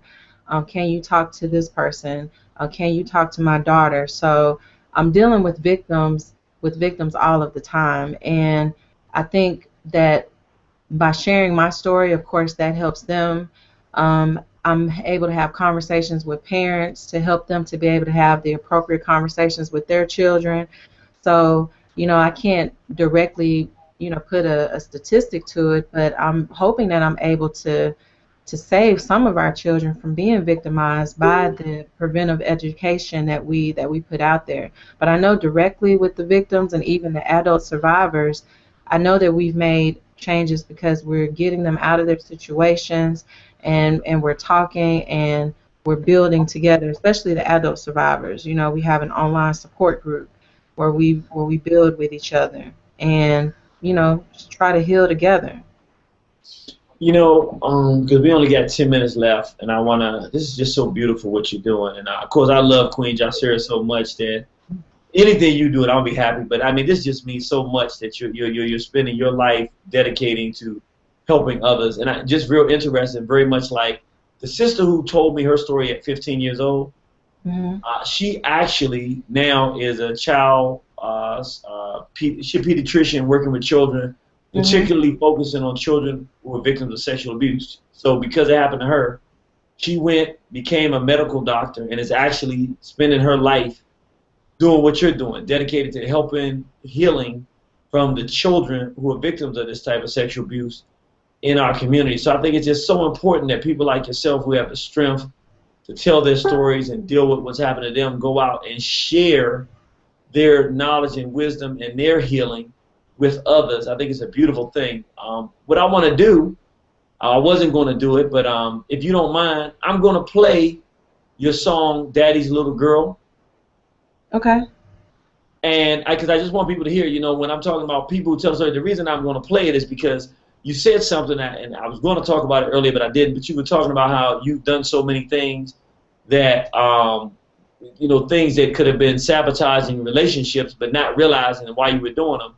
And I know as a black man, traditionally or historically, I've complained about black women, never considered all the stuff that I've done in my life that could contribute to the condition, letting this stuff go on, or just being a black man in a situation, a black male, where we're not protecting our communities. But when you said some things in here, it really, this song, actually, your actual song, Daddy's Little Girl, made me really start thinking. Even my mother listened to it, and my mom was really like, wow, she said some heavy things. Because one of the things you say in the song, by the end of it, I don't want to give it away, but you say, hey, when you're judging these women, when you're calling them all kind of names and saying these things about them, before you do that, you should consider what got this sister in a condition where she feels like she should treat herself or you in this way.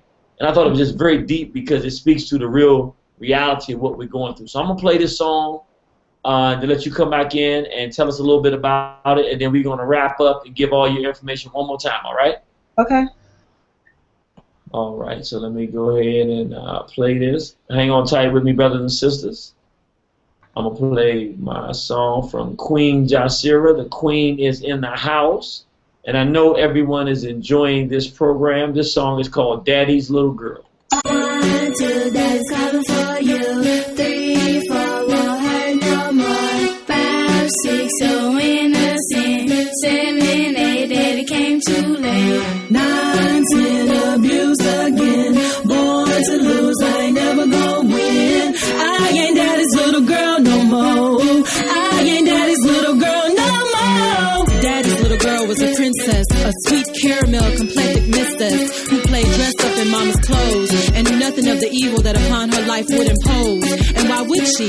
Cause she was daddy's little princess, his sweet caramel complected missus, one demanding his love and affection, a queen in training deserving his protection. But daddy's path was one of deflection. He was more interested in leading the congregation, speaking from the pulpit of a resurrection and the day of Jehovah God's Armageddon, preaching and teaching to many from door to door, so that on the heated day of God's anger they wouldn't feel the scorch. But daddy should have focused instead on his own front porch, not realizing all the while his little girl had come under the watchful eyes of a pedophile, whose father in the congregation was also one of prominence, but also a man whose position in his son's extracurricular activities was one of reticence. Not that it would make any difference, because in any event, on April the 4th, 1988, beginning at 11:03 a.m., at 9 years old, wearing her new Superwoman drawers, daddy's little girl left the world of innocence and knocked on the door of Pernea to enter into an area where she was forced to please a man orally. Do you feel me?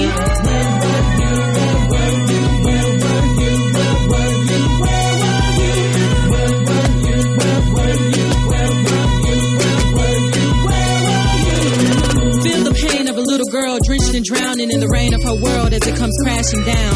Gone the days of not knowing and imagining things serene and sweet, instead being chastised for having the audacity to bleed on the sheets. To tell someone, hell no, she can't be that bold, cause that told her, I hear your family apart you first, then kill you before their bodies turn cold.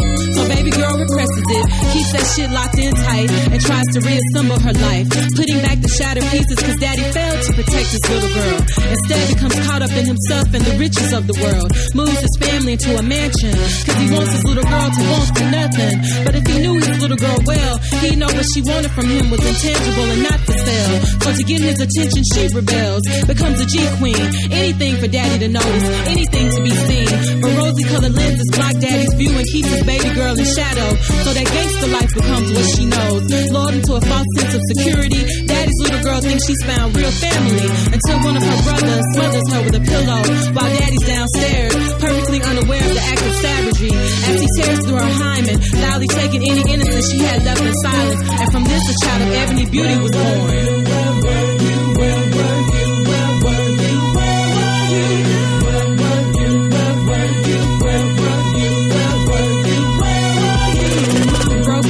Little girl's demise is beyond momentary. She looks for love in the passing Tom, Dicks, and Harrys, but rejection follows their penetration, and her situation becomes one that's grown from mediocre to pitiful. Robbed of her royalty, her worthiness, daddy's little girl loses sight, momentarily turned into alternative life, knowing deep down that unnatural shit ain't right. But damn, she needs to feel something. The creator recognized the state into which his little girl was forced to live, so the ancestors whispered to daddy's little girl, revealing that she was a representation and reflection of him. Reintroduced to confidence, she recognizes that she is one of royalty, lays down her burdens of abuse, and like an architect, she reveals herself and is now a woman who commands respect. Miseducation of the Negro and destruction of black civilization gave her history and reintroduced her to self. That knowledge is wealth and reveals to her the real enemy, and her redeemed self-esteem rejects their European definition of beauty. And now a king can't step to her unless he has the soul of a Bobby or a Huey.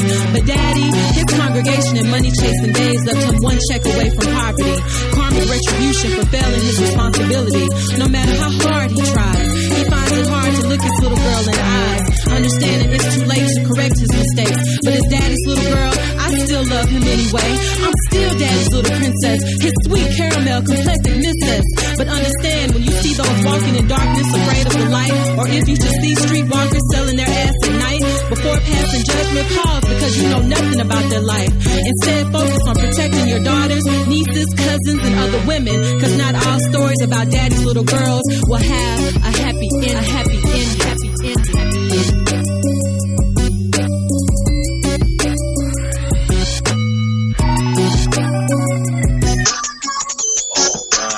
All right, brothers and sisters, that's daddy's little girl, Queen Jasira. So, man, wow, you know what? We don't have a whole lot of time to talk about it. Could you give us like a 30-second kind of explanation of what drove you to make that song, and then give your information one more time so anybody that's interested in getting in touch with you, and also tell them if you're doing anything, any performances or anything live as well anytime soon.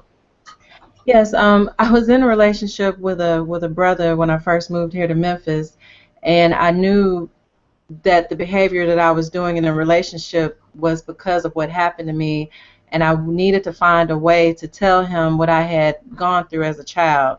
And I actually wrote the poem to tell him that I had been sexually abused because I couldn't find the words to just sit him down and explain it to him. And that's actually was the motivation behind writing the poem, and then of course making it into a song and recording it. So that's how that happened. So yeah, in terms of what I have coming up next, Left Foot Forward, we try to put on different artistic events since the topic of child sexual abuse is so hard for people to discuss. We try to dress it up, do different artistic events to promote healing through the arts. And the next event that we're having is going to be a dance event. Hit the floor is what it's called.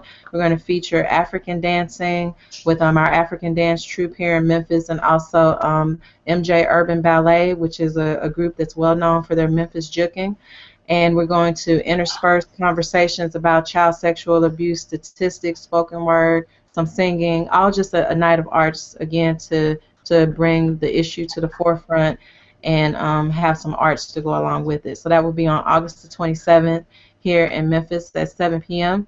Tickets are currently available on Eventbrite. Advanced tickets are $7, and they'll be $10 at the door. Beautiful, beautiful, beautiful, beautiful. Well, wrapping up right now, one more time, tell everybody how they can get in touch with you and Left Foot Forward. Give the information. I know we're showing it right here, but some people are listening, so give them one more run through how we can get in touch with my beautiful sister, Queen Jasira, and then we're going to go ahead and go to our next guest.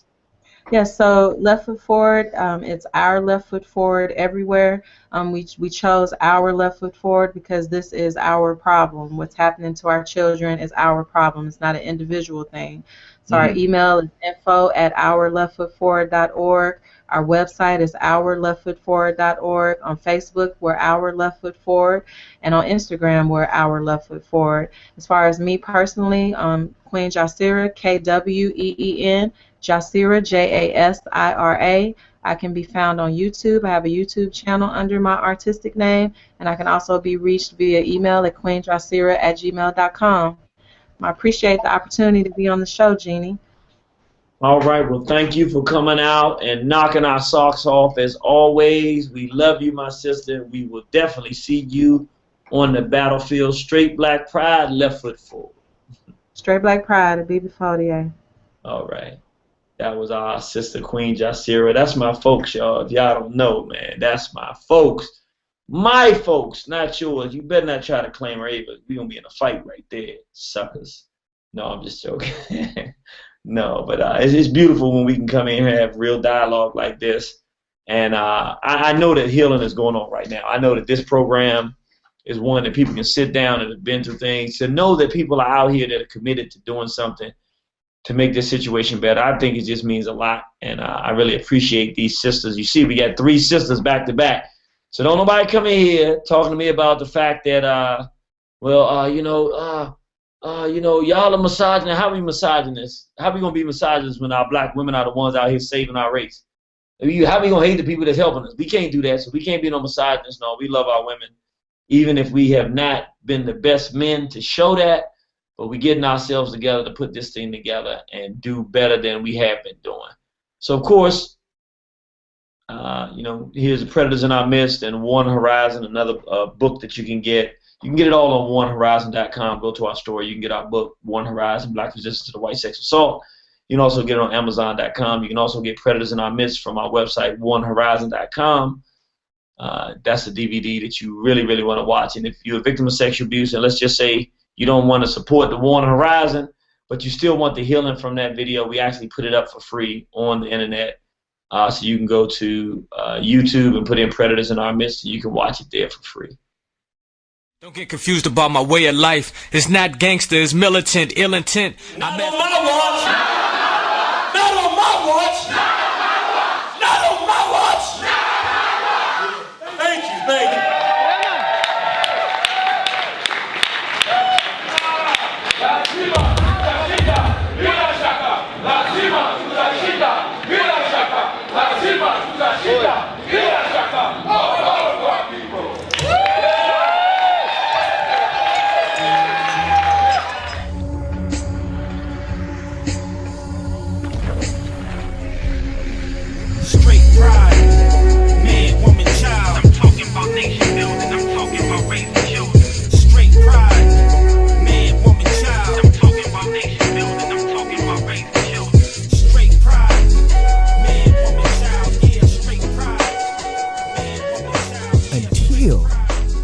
you repair, or black people, until black people repair their relationship with their women, we will never move forward. He said, even though it is not our fault that our families were ripped apart, you know, the transatlantic slave trade, on and on and on. He said, but if you look at the power structures in America and in history, it's always been families. It's always been the Rothschilds. It's always been the Bushes and, you know, the rest of the families. He said, so before we can move forward, we must stop. And it's, as men, it is our responsibility to make it better. So he said, as you can do as many, brother. You can do it. Yeah. Since the day of the beginning of time, you've always been on my mind. The way you smell, the way you walk, the way we gel, the way you talk. Black woman.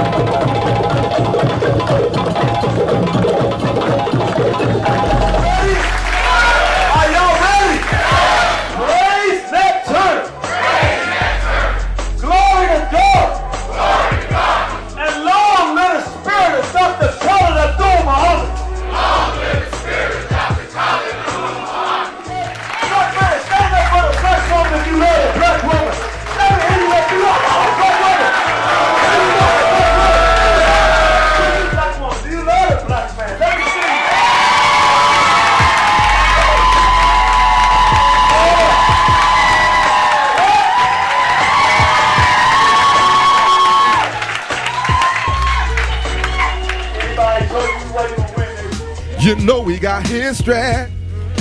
We go way back to the glory days of our sorrow and our sad. You see, I gotta be with you. I never turn my back. Cause if I did anything less, I'd be less than black. And I'd be less than a man. See, I'd be less than a king. See, black woman, you're my lady. And for you, this song I sing. We have come so far. We got so far to go. See, we have come so far. And we got so far to go. Yeah. They redline your house and you can't get in certain neighborhoods. They don't care whether you're black, Muslim, Republican, Democrat, atheist, whatever. You are black. So under those auspices, we have to come together. I'm talking about nation building. I'm talking about raising children. Family, the backbone of the nation, along with spirituality, culture, and education. The Negro president supporting abomination. Abomination, this is an abrasion. The black family needs saving, mental enslavement. All right, that's the Not On My Watch. That is our campaign underneath the Straight Black Pride movement. And we're going to keep running that again and again, so you know we serious about saving our children. Now, we're going to have another guest, another beautiful queen, another African goddess that's going to come in here and bring some healing to our people as it relates to the issues of child sexual abuse in the black community. She's going to, I'm really going to ask her mostly questions related to how we can prevent child sexual abuse in our community, how we can tell if a child has been sexually abused, things of that nature. She's going to come. This is our sister, Delayna Dobbins. She's located out of Chicago. She's a licensed clinical social worker in the state of Illinois. She's been practicing for 10 years in the areas of child abuse and neglect, foster care, family reunification, domestic violence treatment and advocacy, and mental health counseling. She currently lives in Chicago, counseling / teaching parenting to teaching, counseling, and teaching parenting to teenage parents who are foster youth themselves. She also runs a private therapy practice where she offers low-cost mental health support to individuals, couples. I'm sorry. She also runs a private therapy practice where she offers low-cost mental health support to individuals, couples, and families. Delayna is also training as a priestess in the Yoruba African spiritual tradition. Delayna is clear that her mission is to help bring healing to African people and families in the diaspora, and to help restore African people to political, economic, mental, and spiritual strength. So without any further ado, we're going to be talking to my sister here, Sister Delayna Dobbins. Sister, are you there? Bibi Fahodie, Brother Jimmy. Yes, I am here. Bibi Fahodie. Fantastic. Glad to have you in with us tonight. We're going to go ahead. If you could just real briefly tell everybody who you are and what you're doing so they can know how to reach you and get all that good information. And we're going to jump right into it in our last hour. All right, great. First, let me do our greeting because I can't come on your line and not do it. So I'm going to say praise and eternal glory to God and long live the spirit of Dr. Khalid Abdul Muhammad. My name is Delayna Dobbins. That's my government name. Currently, I go by Iyawo and Mesa while I'm in this training process, so y'all can call me Yawo if you see me in the street. Currently, I am working as a social worker in Chicago. Judy already told you all of that. But if you need to reach out to me, you can reach me at DelaynaDobbins@gmail.com or Dobbins Clinical Consulting, and that's spelled Dobbins, and Clinical Consulting, all one word, at gmail.com. Or you can just Google Delayna Dobbins, and you'll find me. I'm on Facebook. I have some websites out there. I'm on Psychology Today, which is a referral source for therapists all over the country. So you can find me there. So basically, you can just Google me and you'll find me if you want to reach out for some assistance. Fantastic, fantastic. Oh, let me give you my phone number. Phone number is 708. This is the number you can reach me at for business, 708-740-7911. Now, let me ask you this, because we have posted 309-750-5242. Is that a good number, or should we not have that posted? Y'all can post it. I mean, that's my cell. That's my personal cell number. But when people call that, I don't automatically know that that's the business. Okay. But if they call the 708-740-7911, I know that that's a counseling call, that could be someone that's in distress or someone that wants to deal with a mental health issue. I know that right off the bat. So give me that number again so I can put it right in here as we put it up online. It's 708 740 7911. Got it. Done deal. That's the one we'll put up here for people to contact you. So do you mind if I go ahead and start just asking you some questions? Because I think these are questions that are compelling questions that people want to know. My first question would be, how can a person tell if a child is being sexually abused? Okay, so the thing that people really need to remember is that children are not always going to tell with words. They will most likely tell through changes in their behaviors or unusual behaviors. So, for example, adults should pay attention to, like, if the child is being hesitant about being alone with a specific child or an adult. So if that child says, I don't want to go to Auntie's house, or I don't want to go to this Sunday school class, or I don't want to go play with, some child across the street, and it's sudden, then they should pay attention because something could have happened.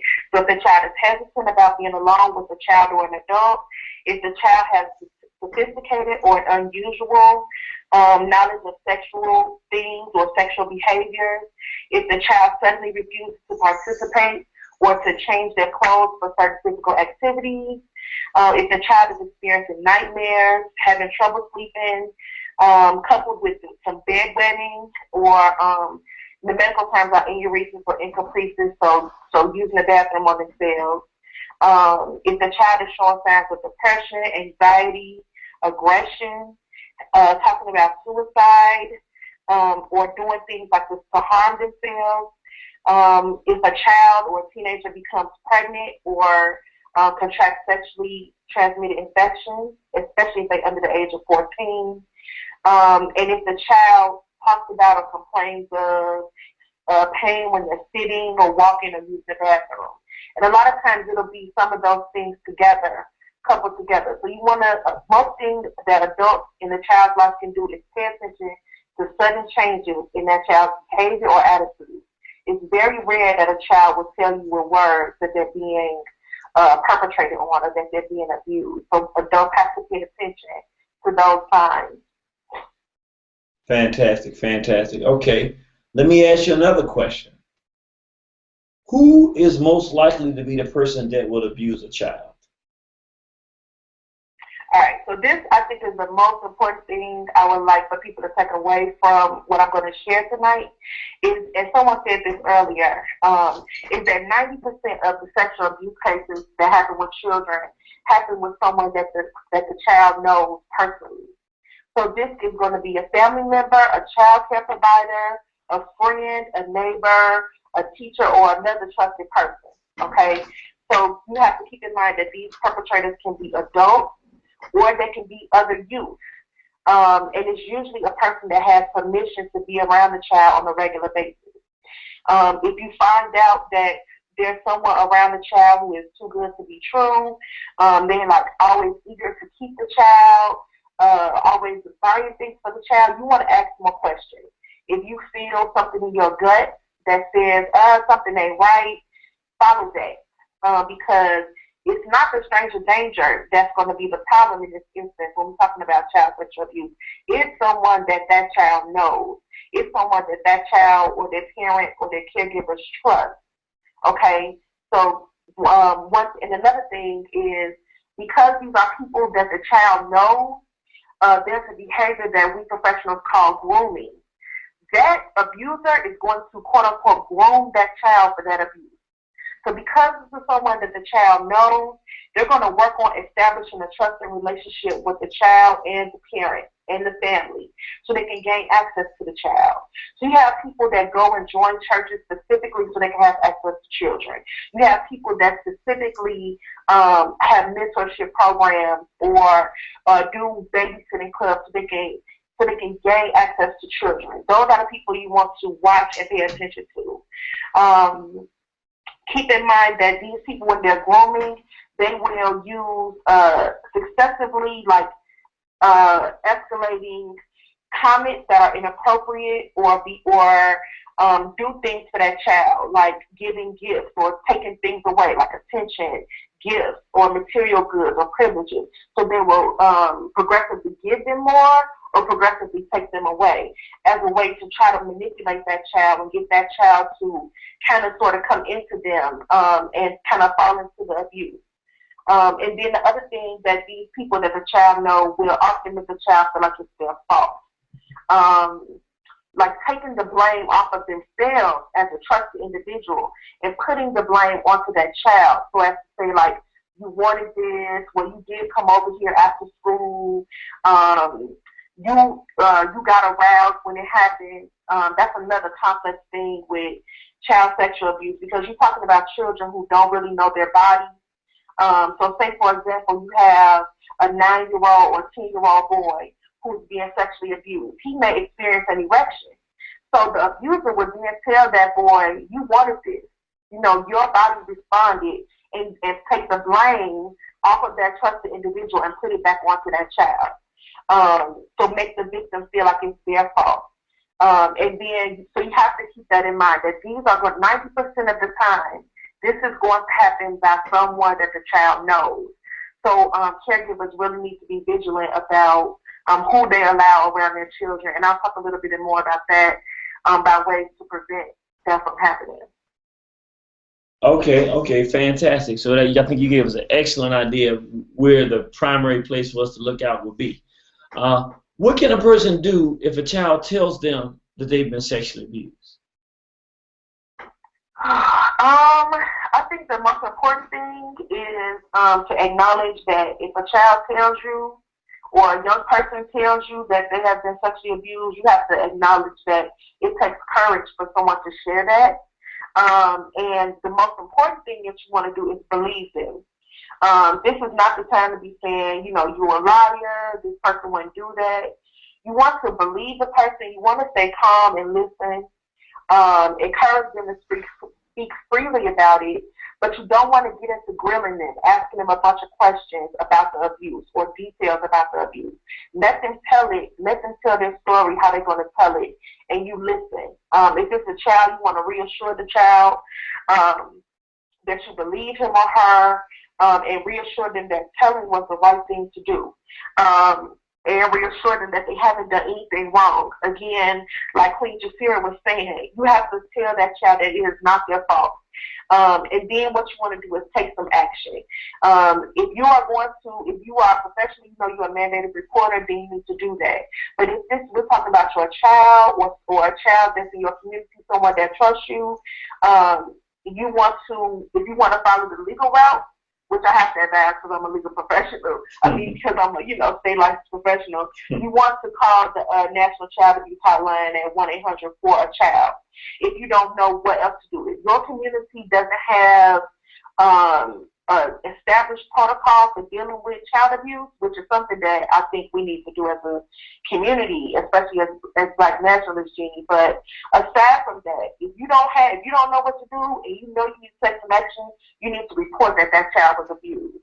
You need to tell someone so that child can get, if they need medical examinations, if they need clinical interventions like therapy, counseling, that child needs to get some help. So you want to take action. Don't just sit on it. Don't just say, oh, we're going to keep this a secret. We'll keep this between us. You got it off your chest now. This one time. You should be okay. Don't do that to that child or that young person. Report it. Report it to whoever the authority is in your community. It needs to be reported. Okay, fantastic. How does a person know that a child is telling the truth about being sexually abused? Because a lot of times parents say, oh, they're not telling the truth, or every now and then. It's very seldom, but sometimes a child that doesn't like a stepfather and they want their father back in life will make up something, say something. So how can a person tell if a child is really telling the truth? It's very rare that a child is going to lie about sexual abuse. An adult, when a child discloses, if they use words to disclose that something is happening, like, say, for example, the parent doesn't even notice any of those physical signs, like stained underwear or soiled bed linen, or, notice that the child is sweating in their sleep, or, unusually sweating in their sleep, or wetting the bed, or, changing in their personal hygiene, because maybe they think if they don't wash, the person won't sexually abuse them. So if the parent doesn't notice those things and the child actually discloses with words, you got to understand the child is not going to often do that. So the adult has to listen to the story. Let the child talk. And if you hear this child is saying words or describing things that you know that child has not been exposed to, it is very likely that child is telling the truth. So really, it's not up to the parent or necessarily the caregiver to establish whether the child is telling the truth. Your job is to listen and to report. You have to put that child in a position where that's not going to happen anymore. So whether you believe them or not, which you should believe them, because the child is not really going to lie about something like that. And if the rare instance happens when a child does lie about it, it's an indication that something else is wrong in that family or with that child, which again, you need help, you need some attendance to. But when a child discloses that sexual abuse, you need to report it and let them determine the facts and the evidence and get that child some medical attention. Fantastic, fantastic. Excellent, excellent, excellent. Will there be physical evidence if a child discloses sexual abuse? Like, I know you mentioned some of the things, but is that something that we should always expect, that there'll be something physical where you'll be able to verify that this sexual abuse is occurring? In extreme cases, yes, you can see bleeding, you'll see redness, irritation, you can see abrasions like cuts, tears in the skin, lacerations. You will see evidence of bodily fluid excretion. Sometimes there's just flat out sexually transmitted infections that the child will contract or the teenager. But a lot of the time, these things are rare. These things tend to show up in extreme cases. Those physical signs, that physical evidence, like the cuts and the tears and the STIs, but what you really want to pay attention to is the behavior of the child. That a lot of times tends to be the evidence that something is going on. And then if you see those physical cuts or physical evidence on the child's body, you definitely want to pay attention to that. You don't want to ignore. You want to take action when you see that. Action. Okay. So there are going to be occasions when you don't have any physical evidence. Yeah, especially if it has passed or the child waited to tell, because a lot of times children wait a year to tell, sometimes 5 years. Okay. Sometimes years and years and years and months pass before they tell that something happened to them. So in those cases, you aren't going to have any physical evidence. Okay. Unless you have a documented, like, sexually transmitted disease in the medical records or something. But most of the time, it's not going to be any physical evidence. Gotcha. So, you have to, that's why caregivers really have to be in tune with the children, really pay attention, really listening, and watching the child's behavior, their conversation, how they playing with other children, how they playing with their toys. Children will betray all those different things in their behavior. Why are children less likely to tell that they're being sexually abused? What is it about a child that makes them 90% of these cases go unreported? Why is that? Mostly, there's many different reasons, but keep in mind, like I said, most of these cases are happening between a child and someone that they know. So they can be afraid to tell on this person that they know and they love, they've had this relationship with, who's giving them gifts and treated them special, showing them attention. So they can be afraid to trick on them, afraid to tell. The child may worry that they're going to get their abuser in trouble. The child may worry that they're going to get in trouble. Studies show that 35% of abusers who abuse children threaten the child with bodily harm. So a lot of youth and children who have been sexually abused have been threatened. I'm going to kill your mother. I'm going to kill your baby sister. I'm going to kill you if you tell. I'm going to kill myself if you tell. So the child could be afraid that someone's going to get harmed or someone's going to get, quote unquote, in trouble. The child may feel shame or embarrassment. They may feel like it's their fault. Like Queen Jasira said, someone told her she wanted it. That she could tell by the look in her eyes. So the child might feel embarrassed, like, what did I do to bring this on to myself? They may be afraid that the caregiver is not going to believe them. So they don't want to tell, which is better they keep it to themselves rather than being called a liar. Maybe the child got a history of lying anyway. And so they're like, if I tell that Reverend did this to me, they just going to say I'm lying again. So those types of things. They may fear that they're going to make their parents angry or upset, or that they're going to disrupt the family if they tell. And then oftentimes children have a limited language ability. What if that child is not even old enough to really tell, or doesn't have the developmental ability or the words to tell? So that could be a reason why they don't disclose sexual abuse. And then again, if maybe the kids don't even know that the sexual abuse was wrong. Maybe they know this thing happened to them by someone that they care about, and it feels funny. They don't like the way it made them feel. It made them feel dirty, but the person told them it was okay. This is what people do that love each other. So maybe the child didn't even know in their mind the sick thing that this sick person did to them is even wrong. So that's another reason, really important to execute the prevention with your child and having these talks to teach your child. A lot of parents that I work with in therapy and counseling and throughout my time in the field, they don't even want to talk to their kids about sex. They think they're supposed to talk to their kids about sex when they're 13 and 15 and 16. No. You have to start talking to your children about this stuff when they are 2 and 3. Talking to them about their body. That's more into the prevention side, but a lot of times kids don't tell because they don't even know that it was wrong. And that's where community and the parents and the caregivers have to come in and create those protective factors. And I'm hearing between Dr. Newton, Sister Kween Jasira, and yourself that on some level, at some point, we're going to have a major forced discussion where we force our people to have awareness, where we say, hey, look, we need to know what's going on, because without that awareness, I don't think that we're going to be properly armed to protect our children. Let me ask you another question. Can children recover from the trauma of sexual abuse? We're talking about ways to prevent it, but what happens if they've already been sexually abused? Is it pretty much we got to throw our hands up and say that person is gone, or is there a way that we can actually get a full recovery from a person that they can live a relatively decent, normal life after having been sexually abused? I believe so, and I think the earlier that we can intervene, and a lot of things I'm talking about is really for caregivers paying attention and noticing when something has gone wrong with their child. And we can intervene early and get that child some support and some services. Absolutely, I believe that the person can be helped to recover from trauma. People like me that do trauma-focused therapy, that's what we do. We go in there and we help that child's brain to heal itself. And the brain, the child is very, can bounce back very, very well in a lot of ways.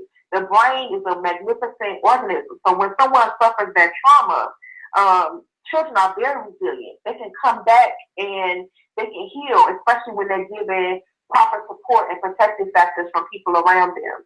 And then when we get in there and do that work, there's a greater lessening. We can more so lessen the chance that person that was a victim would then become a perpetrator. So yeah, there is room for healing. The child can recover. Youth can recover, but it has to be talked about. It has to be brought out in the open. As long as it's kept a secret, as long as it's kept under wraps, that person is more likely to suffer from that trauma and more likely to offend someone else. And that's what we have to deal with, is that hush-hush. Okay, excellent. What can we do to help prevent sexual abuse of our children? We're talking about now a lot of ways to see it. We're talking about what to do if it happens. But what about in terms of, on a realistic basis, I think that prevention is better than healing in this particular situation. What can we do as parents, as brothers, as nephews and nieces, as uncles, as family members? How can we protect our children from sexual abuse? Let me first say this, Jimmy. Just talking about being African people, we have always been the people who have protected our children.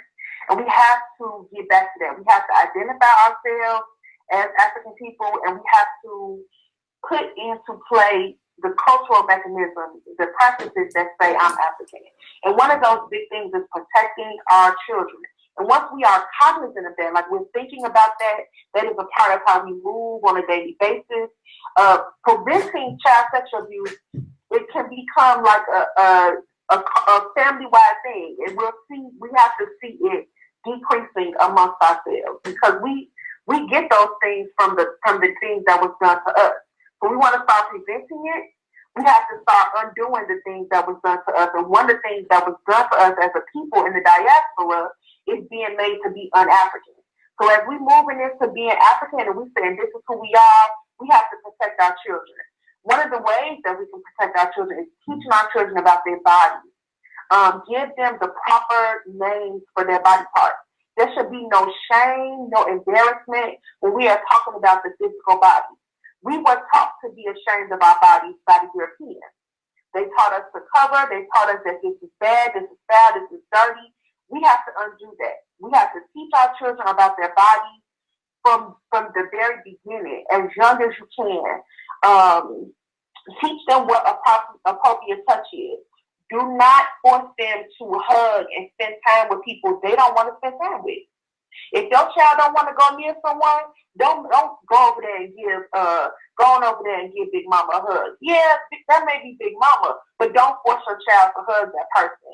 You want to put boundaries into place for your family. Because when we have boundaries, everybody feels safer. Everybody feels more protected. So if your child don't want to sit on uncle's lap, which I was raised in a household where you don't sit on no man's lap in the first place, but don't make your child sit on somebody's lap. If they don't want to give them a hug, don't make them do it. You want to keep conversations that you have with that child honest, respectfully, and appropriate. Honest, respectful, and appropriate. So keep it developmentally appropriate. Talk in a way that the children can understand, but give them the proper names for their anatomy, for their body parts. And then keep having these tough conversations with them. Don't just do it once when they 3, 5. No, do it when they 3, 5, 7. If you have to do it every 2 weeks, if you got to do it once a month, if you got to do it every 3 months, you want to keep repeating those conversations. You don't want it to leave that child's mind that they are safe, that they are protected, and this is what they can do to stay safe and protected. This is who they have around them that's helping to protect them. And then also one of the things we can do to prevent is pay attention. When you pay attention to the adults that's around that child. So if you see adults displaying such gifts, such things like showing favoritism to a child, giving them special gifts, frequently trying to initiate time alone with that child. If you see an adult that seems overly interested in a child, they doing too much tickling and wrestling, and holding the child, even if the child doesn't want that type of physical contact. If they frequently walk in on the child in the bathroom, just not respecting traditional boundaries like a closed door, a closed bathroom door, a closed bedroom door, and they just make it a habit of just walking in and say, oops, and standing there. Those are the types of things you want to pay attention to. Those are what we like to call yellow lights. Those are the things that should make parents and caregivers say, hold up, I need to pay attention, something is not right. And then when you have red lights, when you see someone exposing themselves to a child, or trying to get a child to fondle them, or fondle themselves, touch themselves, want to see the child dance provocatively, constantly videotaping or photographing the child doing provocative things, those are red lights. Those are things that responsible adults and caregivers have to pay attention to. Playing pornography or sexually explicit images on television when a child is around, that's a red light. Or having explicitly sexual conversations around a child, that's a red light. That something is not right with that adult. So when adults start seeing them doing, it could be very mild things. Like I said, you got to remember, these are people, they're going to try to groom that child to trust them. So they're going to break boundaries. They're going to say, oh, it's okay if you leave the door open. Oh, it's okay if you let me come in while you get dressed. It's okay. Those boundaries are in place to protect children. And when you see adults trying to compromise certain boundaries, doting on certain children, trying to get along with children, adults have to intervene.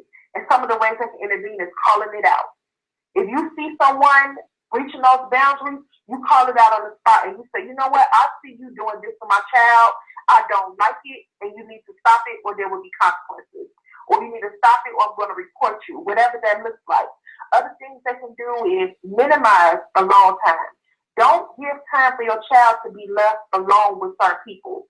Or with anyone, really, for that matter. Parents need to pop up, unexpectedly. Pop up at the daycare. Pop up at the school. Pop up at recreational activities. Know where your child is going to be, what time they're going to be there, and show up.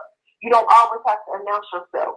That way, if someone is eyeing your child to perpetrate on your child, they can say, you know what, Miss Harris has a tendency to show up unannounced, and I know I probably can't pull it with her son, so they're going to try to find another child. You have to show up, let people know that you are paying attention and that you are observing. And then finally, I'll just say this: trust your instincts. If you feel that something is not right, if you are somewhere, and we are African people, we are spirit people. So if you feel something in your spirit, or as the church folks say, in your shondo, and you know that something ain't right about Billy or Sarah, and you know Sarah got a thing for 13-year-old boys, and you don't want your son to be sexually abused, you follow that. You follow that unction in your spirit. and you address it and you pull your child back.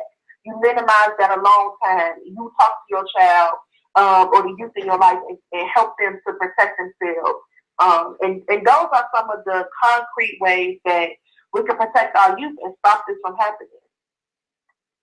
Well, that was very, very, very comprehensive, and I definitely agree with everything I heard there. And I know that people out there have gotten a lot of wisdom from the things that you said there. Do you mind, because we didn't get a chance at all tonight to go to the phone lines? Do you mind if we go to the phone lines and some of the brothers and sisters, if they want to come in there to make ask any questions or make any comments, they can do that? Absolutely. All right, all right. I'm on mute, and when you're ready for me, if you need me to say anything else, I'll chat right back in. If not, I'm still on listening. Oh well, no, you don't have to be on mute, because the people gonna be asking you questions. You know what? We don't know, so we'll find out. Cool. So you just stay on with me, and then if they don't ask you something, then that's fine. But I'm gonna just keep you on. All right. All right. So brothers and sisters, hit the number 1 for me if you want to speak. I already got 9404. I got 3197, 7288. Callers are already in the queue. We're going to go right to our phone lines real shortly. What I want to say for brothers and sisters, come on in. We got a phenomenal program tonight. Remember, no N-word, no excuses. We don't use that word here. We love our people. We all Africans and we all black folks, and we love one another. Also, when we come in order to be heard, we say, praise Nat Turner, glory to Garvey, long live the spirit of Dr. Khalid Abdul Muhammad. That's the War on the Horizon program greeting. So we would be much obliged if you would say that in order to be heard when you come in. So I'm going to go to the phone lines, 9404. This has been a phenomenal program, phenomenal 3 hours of discussion from experts in the field of healing from the pain of sexual abuse. Let me go to 9404. Praise Nat Turner. Glory to Garvey. Long live the spirit of Dr. Khalid Abdul Muhammad. Long live Dr. Khalid Muhammad. Glory to Garvey and straight black pride. Did I say it right? No, you didn't, but let's try it again. Let's say praise Nat Turner. Praise Nat Turner. Glory to Garvey. Glory to Garvey. And long live the spirit of Dr. Khalid Abdul Muhammad. And long live the spirit of Dr. Khalid Abdul Muhammad, straight black pride. Yes, sir. How you doing, my brother? I'm doing all right, brother. I'm calling from Los Angeles. And Jimmy, yes, sir. You're doing a good job but I wanted to join straight black pride, but I have sex with transgenders, and I want to know, could I join straight black pride? Join the 357 mag. Let me see. 3197. Praise Nat Turner. Glory to Garvey. Long live the spirit of Dr. Khalid Abdul Muhammad. Praise Nat Turner. Glory to Garvey. Long live the spirit of Dr. Khalid Abdul Muhammad. Oh man, that was crazy. You know what? Man, that was a good answer, though, brother. I was mad at first. I was mad at first, but I'm glad you called in to laugh. Sometimes we just have to laugh to keep us from crying. Yeah. We gotta laugh that off, because he just started taking calls like that's just crazy. Like, really? Oh, let me agree and all of that. But let me say something real quick, because this is something that I just found out very recently, and I'm gonna tell you why I'm saying this, and then I'm gonna go to your call, and we still have Sister Delayna on the line. But I want everybody to hear this, because we're gonna do a program on this, because it's very, very. We did one already, really, but I really gotta stress it, do a whole program on this particular thing. There are far more pedophiles in the black community than we think, and the pedophiles are far more aggressive and violent than the homosexuals. So, for instance, we don't have too many homosexuals call up and argue with us on our station because they know they're not welcome.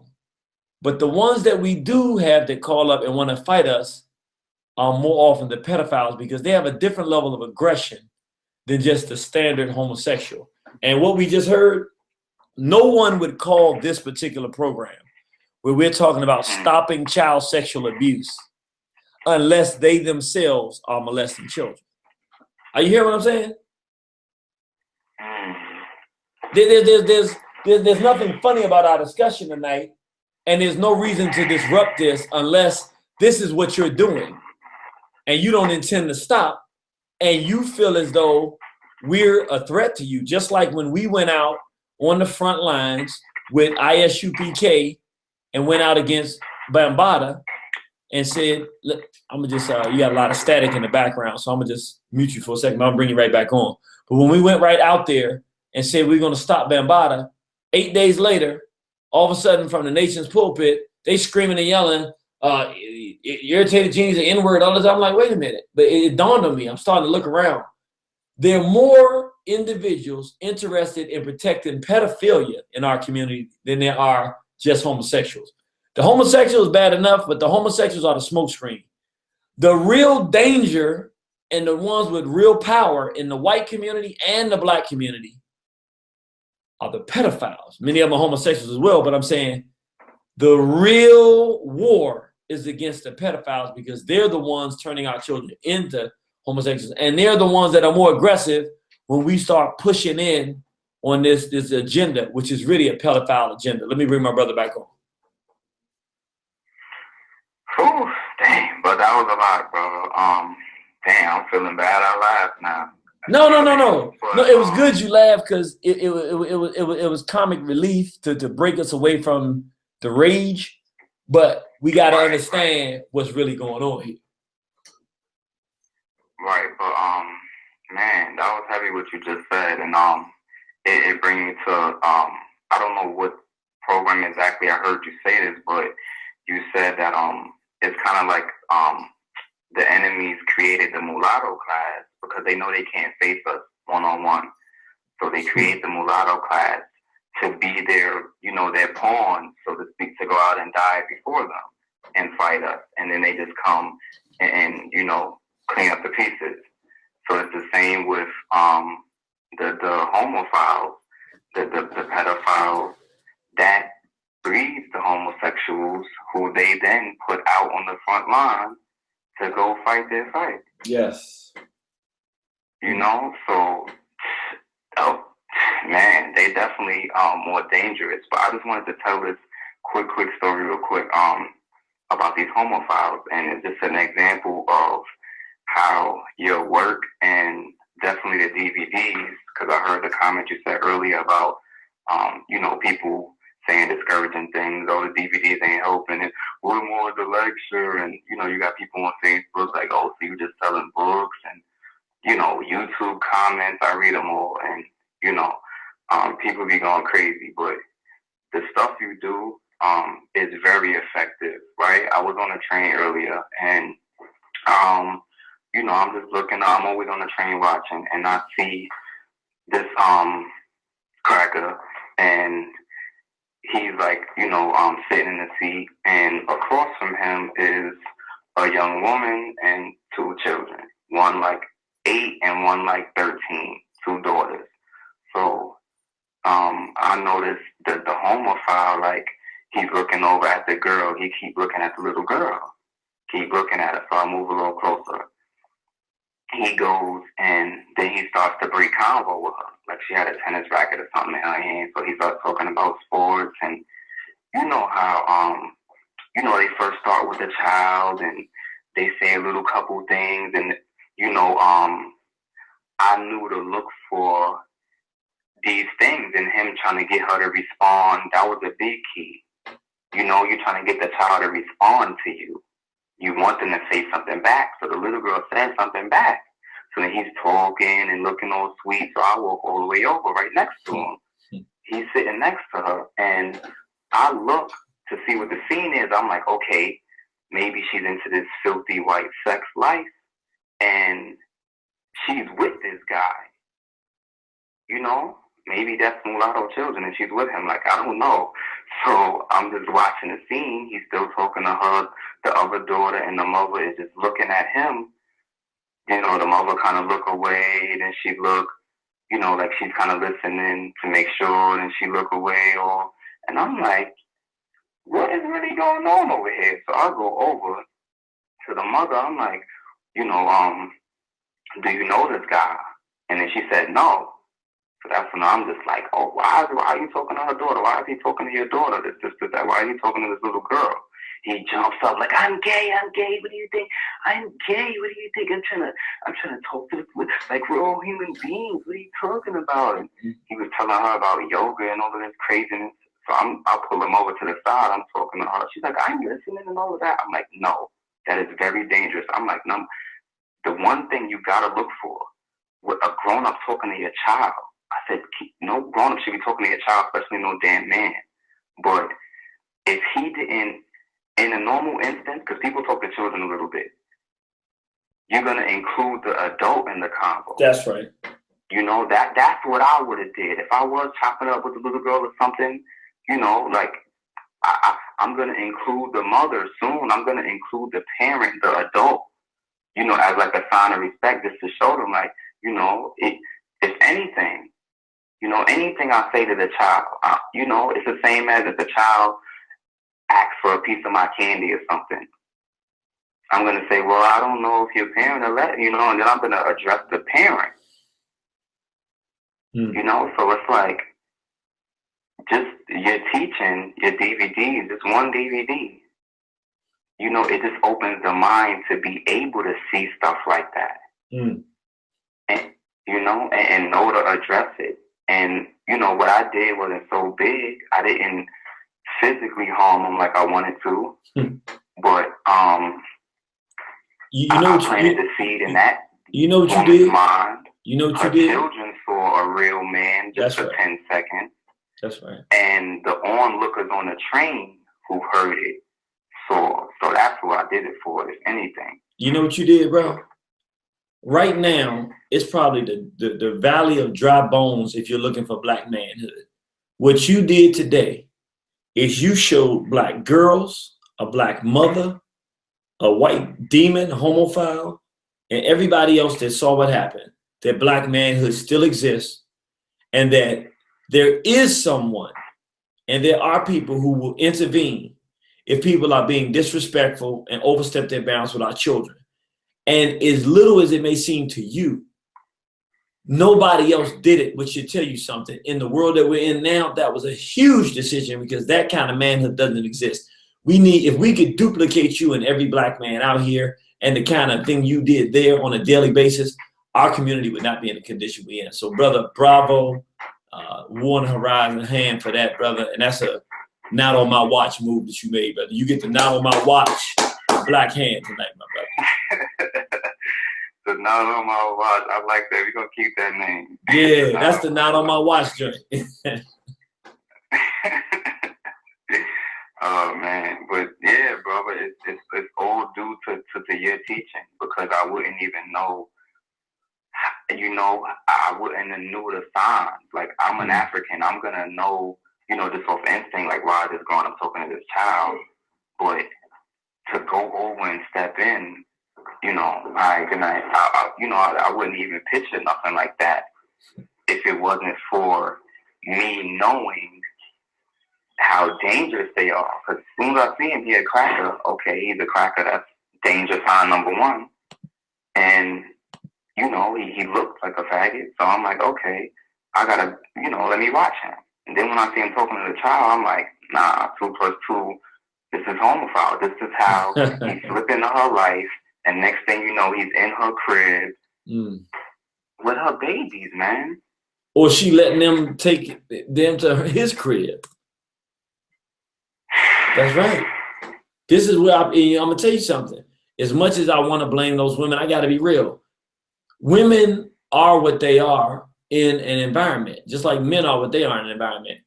Our women, without men like you in that environment, are going to be, they're not going to do what men would do. They have the same level of protection. Right. So that's why you're important. That's why we got to be there. On the men. That's right. We got to be there. It's on the men. Listen. When I was growing up, he wouldn't have thought about doing that on a bus or a train when I was growing up, because of the kind of manhood that he would have been eaten. I mean, he would have been torn apart on that. Man, the brothers would have whooped him. These days, I'm watching videos where the sisters are beating up white boys while the brother's sitting there filming it. Right. Like the sister, I say to her, that was kicking that on that bus. I know you've seen it. Yes. Oh, I love it. Yes, sir. All right, you got anything else for us, brother? No, that's it, brother. Just keep doing what you're doing. Great program, and definitely watch it over. Appreciate the goddess energy, balance, for the show, and straight black pride. Straight black pride. That's right. Sister's coming in here bringing the balance. Anything you want to say, Sister Delayna? I just want to thank that brother for doing that, because that's one of the things I'm talking about. Two things: is paying attention to adults that are having inappropriate interactions with children. So you see someone that's talking to children and they are constantly engaging that child without that parent's permission, without engaging that parent, that's a yellow light, and sometimes it could be a straight up red flag. But then also just establishing community norms as Africans. And it has to become our community norm that African men stand up and African women stand up and protect our children. Wherever we are, no, we can't be this whole, it's not my business, or I'm on the bus, it's a public place. No, we have to insulate our children as a community and say, you know what, this don't look right to me, and interject some strength into that situation. And that's what's going to protect us and help us get to where we're supposed to be as a community. I agree with you 100%. Excellent. Let me take another call. We got 7288. Praise Nat Turner. Glory to Garvey. Long live the spirit of Dr. Khalid Abdul Muhammad. Praise Nat Turner. Glory to Garvey. Long live the spirit of Dr. Khalid Abdul Muhammad. BB for Hodie, people. A BB for Hodie, brother. Jimmy. Yes. Phenomenal show tonight, man. Thank Phenomenal you. show. Thank you for all the sisters, especially for that last brother who just spoke. Because, like you said, that's what we black people need to be doing. We need to be standing up for one another. I got like two questions I want to ask Sister Delaney about, what's going on in the world with our young minors and parents pretty much over-sexualizing our young daughters with the clothes that they wear, with the makeup they let them wear. I mean, the stuff is just getting outrageous, where we see parents letting them little 9-year-old girls go out here with shorts on that are just totally inappropriate, or tank tops that shouldn't be worn outside of a home. I mean, stuff like that. What's your opinion on that? I'm gonna just straight off the cuff here. When you was asking that question, my mind went back to Irritated Genie's lecture on the feminization of the black man, and when he talked about how Africans who were captured and brought to the Americas, and one of the things that they did to us was put us on sex farms. And one of the things that happened on those sex farms was our girls were dressed up like women. Put on makeup, make their lips red, put on certain materials on them and make them dance like women. Make them move their bodies. And that is what we are seeing. I believe that we are seeing a continuation of that. Those hundreds of years of trauma and over-sexualization of our children. I think that all too often our children are not seen as children. Not just with the police violence. They don't see our boys as young boys playing in parks. They pull up on them and kill them. No, not just with our boys, but with our girls too. And we are seeing these hundreds of years trickle down to now. We are still over-sexualizing our daughters to sell them, to use them, to prostitute them, to give them away. We're showing that we don't cherish ourselves. We don't cherish our children because we put them up. We don't put them through the proper coming of age ceremonies. There's a time when girls should not be touched before a certain period. They should not wear certain things before a period. But we have lost those customs as African people that have come through the Ma'afa, and now we do what the captor, what the cracker did to us. We are putting this lipstick on our children, we put this makeup on our kids. We think it's okay for them to wear things that reveal their bodies, and we over here in this super sexualized European-led culture. We have to change that. We have to erect a culture that says, you know what? doggone it, we are Africans, and this is what Africans do.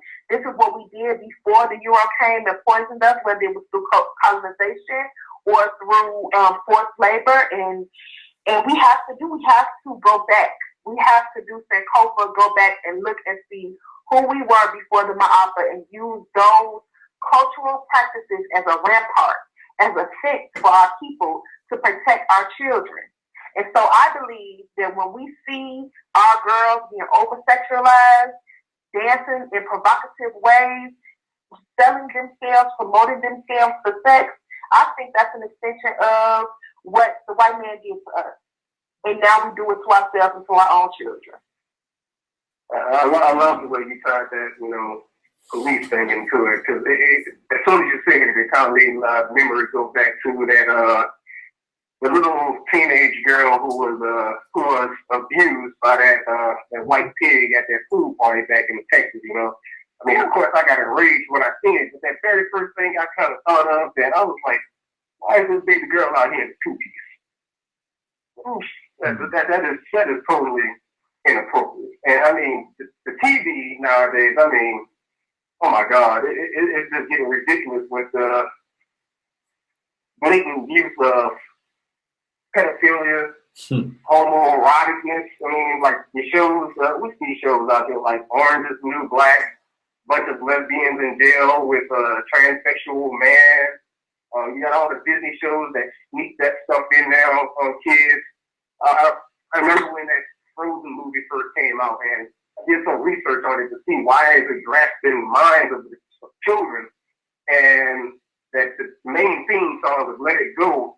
And if you actually read it, it kind of tells kids, hey, just let go of all that hidden stuff that you got going on inside, and just come on out the closet kind of mentality. I was like, these crackers, we think they're slick, but I mean, you out here doing the work, like Brother Genie and so many others. 90 seconds. You get aware of it, and you let your kids know, man. They're getting real funny with this stuff. But the other question I got for you, sister, and then I'm going to go, is what's your cardinal opinion on the hormones put in food? I try my best not to get my baby girl none of this hormone-induced food, especially the milk that has that RBST, growth hormone in it, the chickens that are out here with growth hormones in it. I mean, I remember growing up when I was 12 years old. 60 seconds. And my next door neighbor, 12 years old with me, she had the fuck of a pregnant 43-year-old. And of course, as a kid, I thought that was like amazing. But as a grown man now, I'm like, something wasn't right about that. And nowadays, you just see a bunch of little girls just maturing a little bit too fast. And I haven't really dwelled much on, the holistic eating thing. But I think I'm starting to see where our people need to start doing that, Well, to that, I would say I'm going to have to quote Neely Fuller and the great mother ancestor, Dr. Frances Cress Wilson. And when they say, if you do not understand white supremacy, everything else you think you know will only confuse you. 10 seconds. So as Africans in the diaspora and in the USA, we have to understand that we are engaged in a battle, in a straight up war. And they come at us on every front. It's biological, it's chemical, it's in our food, it's in our television, in our entertainment, it's in the clothes that are being produced, it's in how we deal with relationships, it's in the politics, it's in every area of people activity. And food is not exempt. These hormones that are in our food that have our children developing too soon, girls started misses at 9 and 10 years old, developing breasts too early, and because our minds are sick, we think that because this young girl has breasts, she's ready for sex. And somebody's teaching her that she's ready for sex. So we don't even understand the level of the sickness, the menticide that our people have. And so I would say to that is one of the fronts of the war that we're fighting as far as racism, white supremacy on African people, how they put all these products and these chemicals in the food to break down our fertility. But not only does it break down our fertility as African people, but it impacts our mind, it impacts our bodily development. And we have to deal with that. We have to address that. We have to hone in how we eat and what we're feeding our children. Even though that's a little bit away from the sexual abuse, but I think it speaks to the assault that's on African people in the diaspora. It's a straight up war on us. Excellent. All right, brother. Well, thank you for that call tonight, my brother. Straight black pride. Appreciate that. All right. I'm gonna throw one more thing in there, because and I've had to even in my relationship, me and my wife, my children. It's something that I in the beginning I got upset, but I think I've gotten a little more mature to realize it's a weird thing. It's like there are things that men are here to do, and then when women don't do them, and we have to say something to our women, we get mad because they don't see it. But it's like, well, that's why we're here. And I'm saying that to say, when he asked the first question about the way the young ladies are dressed, see, one thing that I've learned or come to learn is that women do not naturally understand what men see when we're looking at women. And part of that is because, particularly if a sister doesn't have a lot of brothers that are in the same range, that will tell them, hey, when I see this, this is what I think, this is how guys think. Don't do that because you'll be taken this way. What happens is women just don't know.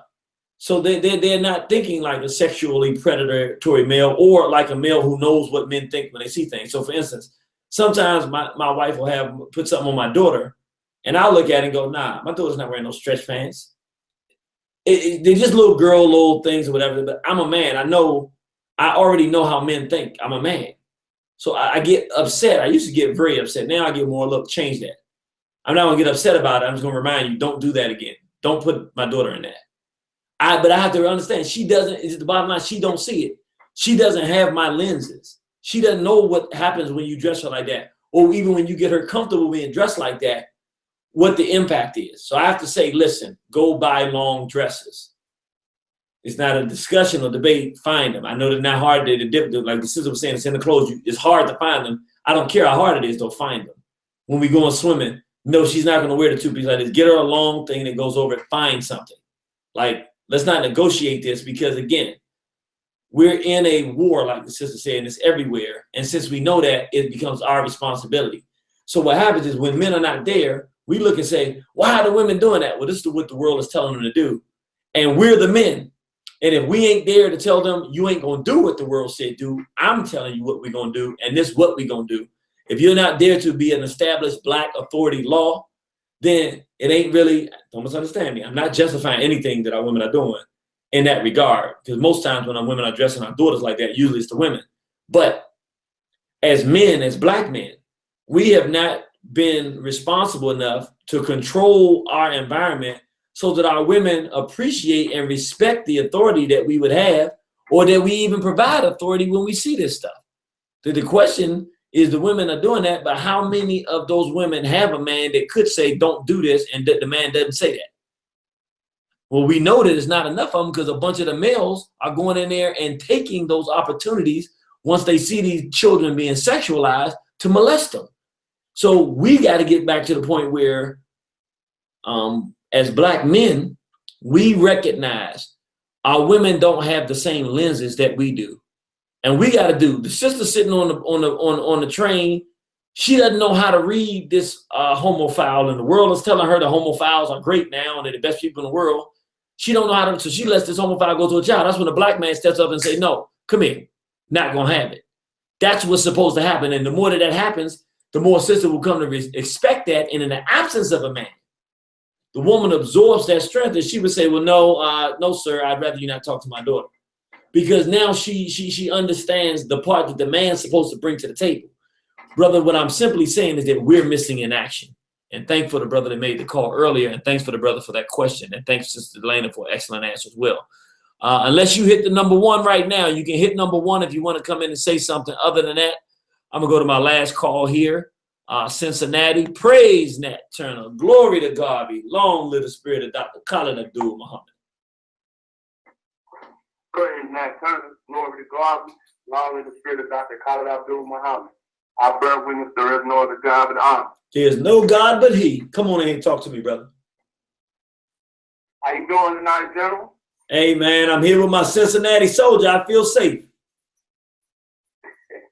Yeah, I was just saying, I heard, I was looking at a little YouTube clip or whatever, man, and a homosexual had said he was born gay. And then the brother asked him, well, do you remember when you were born? Then he said, no. I mean, and it was like, it's so simple, and like, well, they just defeated that whole argument. If you can't remember when you was born, how do you know whether you were gay or not? You're right. That ends the argument, doesn't it? I mean, it was like one of those, you know how they on YouTube they drop the bomb. Yes, sir. I was like, that's how I felt at that moment when I heard that comment. I was like, wow, that was real profound and real simple. Mm. But man, you have some lovely guests on the show tonight, man. They were fit. Yeah, they was dropping the bombs tonight, wasn't it? Yeah, yes they would. Yes they would. And I would have to go in and say, man, I like the way you do it, and how you have a definitive position on pedophiles. Yeah, I like that. You like that? You know. So you saying hold the line? We just come through with the sword. Yeah. I really feel like, and I understand where people are coming from because my mind has been opened up, but I still feel like my job, the part that I want is the bodies, and I ain't gonna lie, I just want to that I don't like people molesting children, and I definitely understand what we've been through, and I can see some of the other arguments a little bit better than I have in the past, but my spirit says sword. My spirit says you molest children, you gotta get up out this piece, and I can't really turn it off, but I do want to at least, like we saying, having a conversation. What about when a teenager molest a younger teenager, or a child, because of what happens, molest a child, that technically is a pedophile, but is there a difference in that situation that we may have to consider? And I think we should at least be able to have a dialogue to come to a conclusion on it. You know what I mean? Right. But I always felt that you were talking about an adult, nothing with a child. I'm going to say it like this. I was, but I got a 4-year-old daughter. Let's say an 8-year-old comes over and puts his hands on her. I ain't gonna deal with that too well. Now, would I take them out if there were people around that would see it? Nah, because then I won't be there, go to jail. But I mean, do I have the capacity? Yeah, because there's a 10-year-old that tried it with my daughter when she was only 1, and to this day, whenever I think about him, the only thing that comes to my mind is death. I don't think I wonder if he's getting better. It doesn't even come in my head. It doesn't. I can't even lie to you and manufacture that. I just see blood, man. I don't see nothing else. I don't even feel nothing for him. And so I'm like, I can't turn it off. And he didn't do it because I intervened, but he was going to do it. And my point being, well, that's 10-year-old. You know, if you put your hand, 10-year-old mess with my 1-year-old daughter, do I want to kill him? Yeah, I do. I think he should die. I think it's terrible what happened to him, but I gotta look at my daughter. I just can't. I can't write off the responsibility as a father and say, "Oh, he's 10 years old." Well, he was 10 years old, and 10 years old. A lot of 10-year-olds die from different things. This one died from pedophilia. You know what I'm saying? I mean, I'm just saying. I'm. I'll say this: if he has children, then it'll have to be one more, because he got it from somewhere. We gotta make sure we get back to the root of that problem too. Jimmy, let me add this. As a mental health professional, pedophilia is an actual mental illness. It is in the statistical diagnostical manual of mental illnesses. So when you're talking about a pedophile, you're talking about an adult who is turned on sexually by children. Usually children under the age of 16 years old or 14 years old. So you're talking about an adult. When you say pedophile, it wouldn't necessarily be that 10-year-old or a teenager who attempts to sexually abuse a child.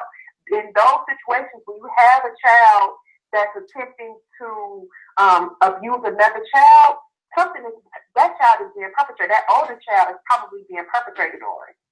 And so maybe in those situations, the emotion as a father, as a protector, as a warrior king is to kill that child. But in those instances, we might want to try to interject some healing, and maybe, like that sister said, like you said, you talked to someone who said she wanted to hurt another child so that child could fail. And so then they could know that somebody was hurting the older child. So we have to know there's a difference between a pedophile and a youth or another child that's perpetrating on another child. And I'll say this, I agree 100% with you, but there's a caveat. And I cannot rectify this. I'm not saying it's right. It's just, this has been eating me up for a while because I don't have an exact answer on this. That is how I feel about everybody's children except mine. I know it sounds completely hypocritical, but when it comes to our community, I know we got to heal. A child's doing that, I understand. But I don't have no negotiable position with my children. I don't give a goddamn what happened to you. I didn't. All I can say is this: I'm going to protect my children, and I'm going to strike if you molest my children. I don't really care. I'm not saying it's right, but I'm saying I don't have a negotiable position on that. You give me some fancy something that happened to the child, I agree. If it's your child, I'd be like, yeah, I understand why you didn't do that. I'd be like, no, I understand because that child was a victim. Yeah, that's cool. And even though your child is my child, but I just don't feel that way with my two children. I can't go to sleep. I cannot sleep at night knowing somebody molested my children and them, their father, whoever was involved, whatever. Somebody got to die. I mean, I don't know who, but somebody got to die. I mean, I can't imagine living knowing that I know who molested my child and they're walking around. I don't care how old they are. Then that's me. I'm not advocating nothing from nobody, and I'm not even saying I really do it because if it happens, maybe I'll say, "Dag, oh, I found out the story. Oh, maybe something new will click in, and I won't be willing to do it." But I'm saying I don't feel nothing when we have this dialogue. I don't feel nothing when you talk about children and they molest others because it happened to them. I feel something because I know that they're victims. When I put my child in it, I just feel a hammer. I don't feel nothing else but a hammer. And I can't even rectify and say that's righteous. It's not. I should feel the same way about my children as other children. That's why I'm in a little bit of a situation because I don't know how to rectify that. No, Jimmy, I think that is, like, I'm speaking as Delayna, as a personal, as my personal opinion, I think that is righteous. And I think it speaks to the fact that as a community, somebody else's child wouldn't be able to harm your child, Jimmy, if his parents was paying attention. So there has to be some discourse and some consequences for that. No, that child, if a child did something to your child, yeah, maybe you don't feel, maybe we need to heal them and say, no, you feel the hammer come down, I think that's righteous. And I think it says that other child's parent needs to be freaking paying attention. Because if somebody hurts their child, that's a problem for their household. I think it's right. I don't think you ever need to apologize for it, quite frankly. And I don't feel like you have to apologize for it either because the hammer ain't coming down enough. So that's right. If it comes down prematurely one time, I mean, what happened to all the other times it didn't come down at all?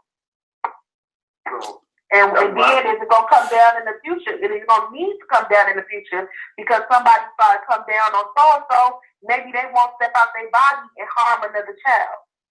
You see, because we don't have enough examples of what happens when people harm our children. There's been too many people getting away with it.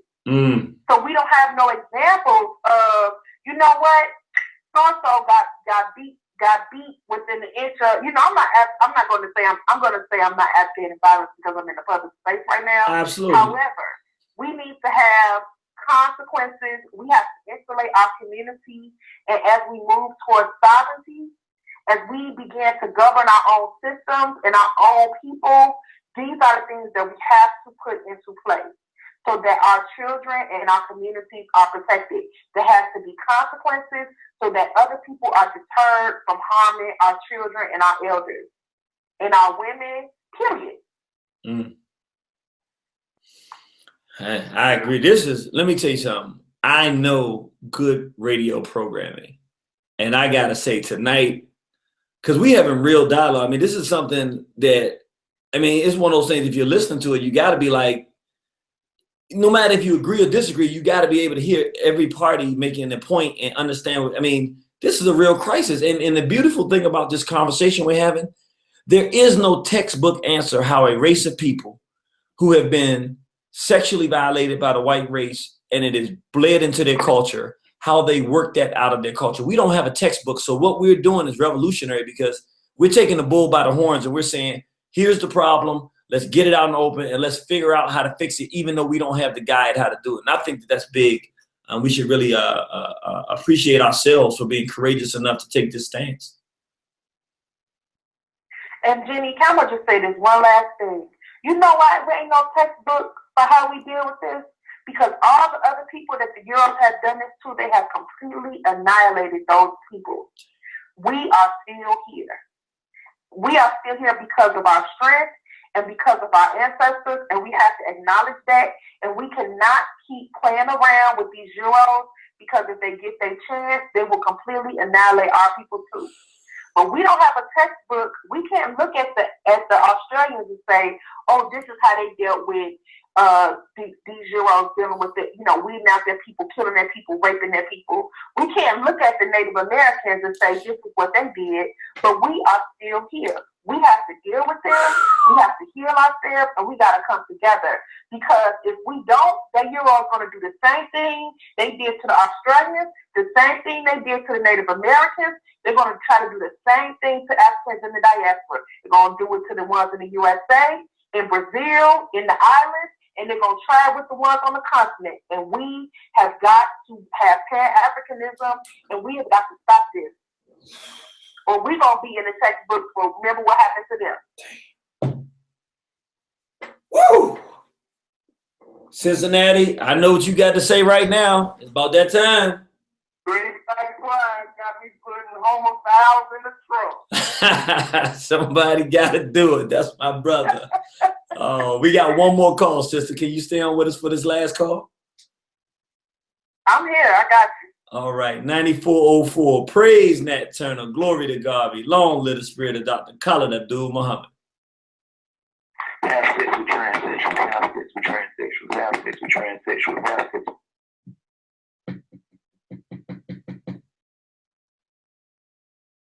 Wow. Necessary run deep, yo. Yeah, pedophiles run deep. And I just want to make this point. I know I made it before, but I really want people to take this seriously. I want y'all to notice when we're talking about the problem of homosexuality, the homosexuals don't call up. The reason is because the average homosexual who has not gone into pedophilia, when they hear our discussion, they recognize they are actually a victim of sexual abuse. And they don't necessarily 100% driven to force other people to accept it. The pedophile / homosexual, the homophile, is very different. They absolutely are driven to do this and want to continue to do it. And they hide behind the homosexual movement, which are their victims that they've given power in this platform. And so they're extremely aggressive. They're going to come in, they're going to intercede, they're going to give they're going to fight, they're going to stand up because this is the ones that are going after children. And so they don't fear us, even though they hear us coming. See, they hear the footsteps because what they realize is that once we get our community aware of the fact that people are molesting children. See, I'm gonna keep it real. See, he just changed the whole ballgame for me. I'm going back where I started, man. They gotta go. Because this is what I'm talking about. We're having a dialogue here tonight. And who calls up to try to intercede? A pedophile. See, I've been watching, even with this thing in England. We put out, and this is relevant to what we're talking about. We just put out, there's a brother in the Nation of Islam named Hillary in England. And he was on a panel. And, you know, we went out in May to England. And, man, when I say, that's why I tell you they were so strong, I ain't gonna lie, that's one of the strongest African communities I've been around the world. It's one of the strongest ones I've ever been at. I was in Birmingham, London, and I mean, they was about crunk as you can get. I mean, really powerfully African. You can feel the spirit. But anyway, we left the people with a strong message that they really appreciated because it was an international African message. And long story short, we left. I noticed all of a sudden Black Lives Matter was over there. And I'm like, what is Black Lives Matter doing in London? Come to find out, long story short, the straight black pride message had resonated so strong with the brothers and sisters in London that it was traveling all around. And the homophile community said, we got to turn this off. So they actually sent Black Lives Matter over there to start doing some stuff to try to counter the straight black pride movement, even to the point where they were going to bring us back in October to London because the people were like, we got to have this back. Let's start a chapter. And now the homophiles have infiltrated all of the groups and are blocking me from getting brought back to England right now. So in the midst of all of this, the Nation of Islam, a brother named Hillary, came on and basically said, hey, we support Black Lives Matter. Anybody that's against Black Lives Matter, no matter if they have homosexuality or not, we shouldn't be asking any questions. We shouldn't be moralizing about this stuff. And you going, wow, this is the Nation of Islam, a religious institution, talking about we shouldn't be moralizing. It's like, I thought that's what religious institutions did. But anyway, he's pushing this stuff.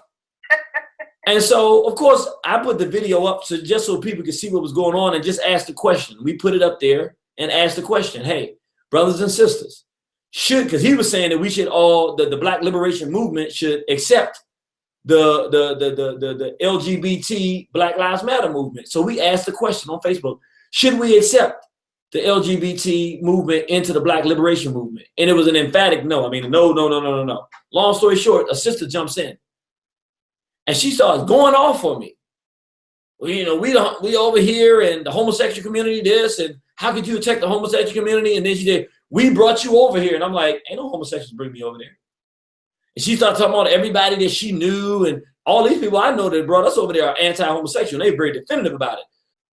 Now, Sister Delayna, I know it's an insulting question, but if someone asked you, what would the first thing you would say if somebody or anybody asked you that question, are you a pedophile?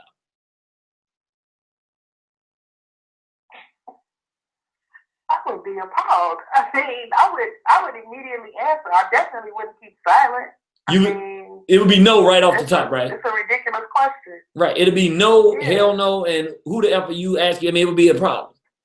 She refused to answer the question. I would be offended. Right. But this sister would not answer the question. And I said, okay, she wouldn't answer the question, what should happen to pedophiles?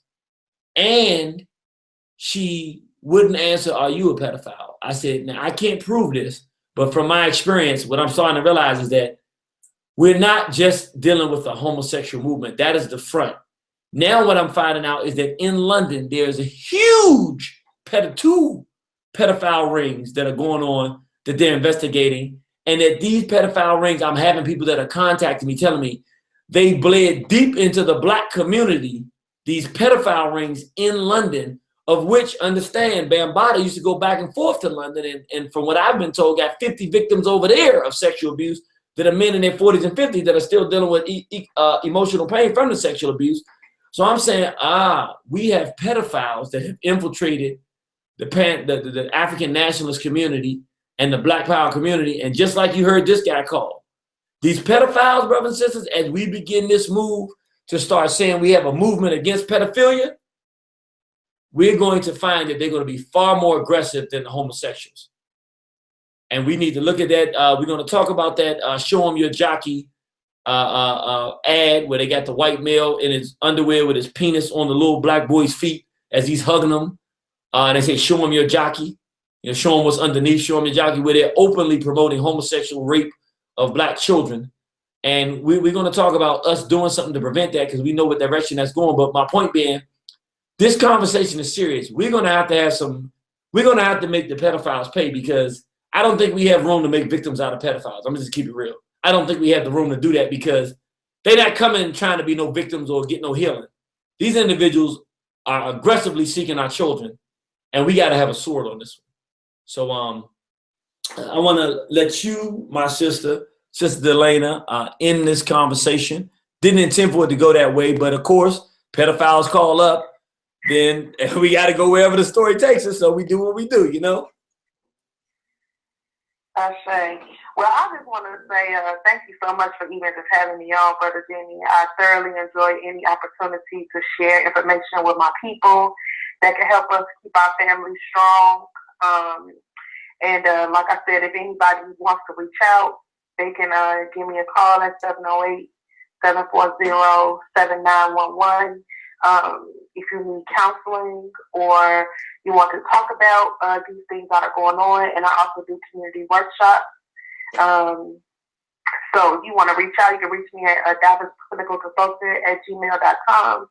And I'm, like I said, I'm always looking for opportunities to teach and build our people up, because the only way we're going to come out of this is through knowledge. And we've got to get away from the cognitive dissonance and the denial and really look at the situation that our people are in and get some knowledge to arm ourselves, and some culture to arm ourselves. We've got to erect a culture that will protect ourselves and our children. So I thank you again, Brother Irritated Genie. Always, it's been a pleasure knowing you these last, I guess it's been about a year now, maybe a little bit longer. So I just want to say thank you again, and thank you to African Unification, to Mari for reaching out with this opportunity. I'm very grateful. Yes, actually, African Unification was able to get us in touch with even you for the idea of doing this program, which prompted us to be able to reach out to the other two sisters because we were planning to do programs with them as well. And I think, in my opinion, this is one of the best programs we've ever done. I mean, I feel like it was sharp, it was to the point, 3 different perspectives that were all the same: the feminine energy, the wisdom, the knowledge, the experience. Everything we need to fix this problem is here. And we got the warriors on the lines with excellent questions and contributing as well. So we thank you for the great work that you're doing, sister. We really appreciate you, and we definitely see you on the battlefield. Straight Black Pride. I shall see you on the battlefield. Straight Black Pride. All right, brothers and sisters. Well, we're going to end the program with my Not on My Watch. And then, of course, we're going to end it with my sister, Queen Jasira, and her song Freedom, because we got to free our minds so that we can free our spirits and free our souls and free our people. This is Not on My Watch. Not on my watch. Not on my watch. Thank you, thank you.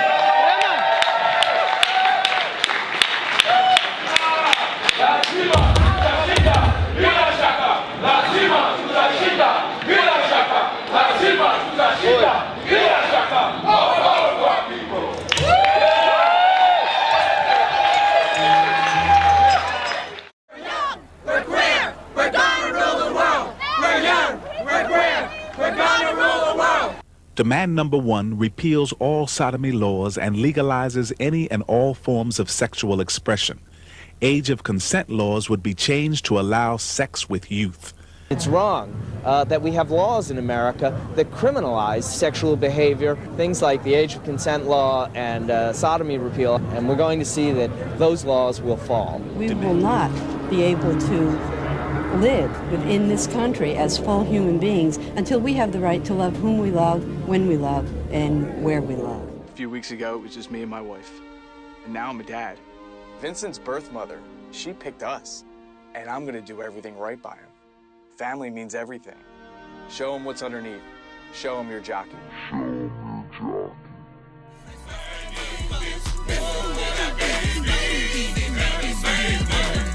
You gotta go. Straight Black Pride is in control. So you think you can touch our babies and we not touch you? Oh no.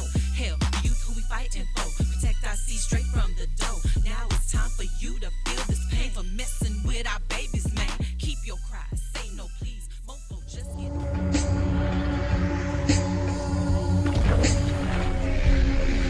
Straight pride, man, woman, child. I'm talking about nation building. I'm talking about raising children. Straight pride, man, woman, child. I'm talking about nation building. I'm talking about raising children. Straight pride, man, woman, child. Yeah, straight pride, man, woman, child. Until you repair, or until black people repair their relationship with their women, we will never move forward.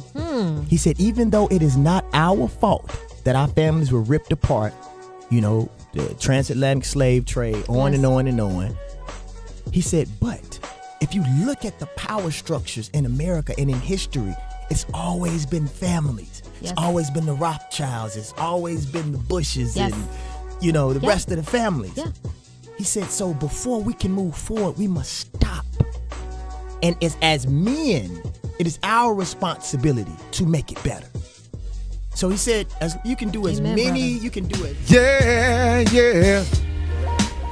Since the day of the beginning of time, you've always been on my mind.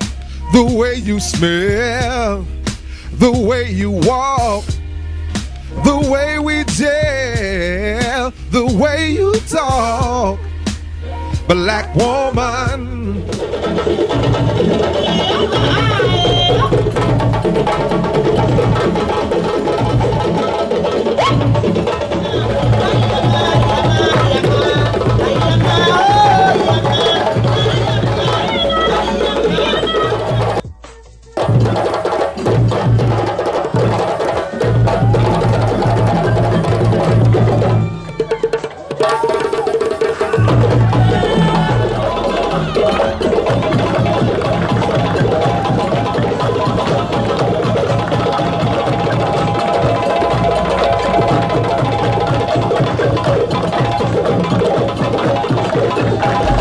Are y'all ready? Raise that turn. Glory to God. And long live the spirit of Dr. Khaled Abdul-Muhammad. Black man, stand up for the black woman if you love the black woman. Let me hear you if you love the black woman. Do you love the black man? Let me see you.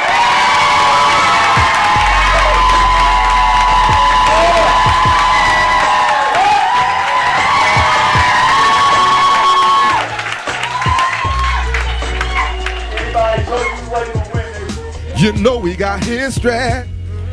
We go way back to the glory days of our sorrow and our sad.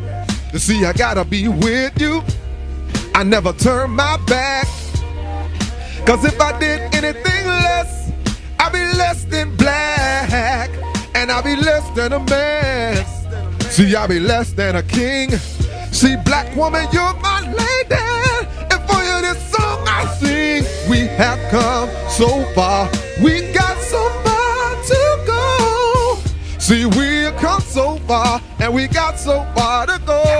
Yeah. They redline your house and you can't get in certain neighborhoods. They don't care whether you're black, Muslim, Republican, Democrat, atheist, whatever. You are black. So under those auspices, we have to come together. Family, the backbone of the nation, along with spirituality, culture, and education.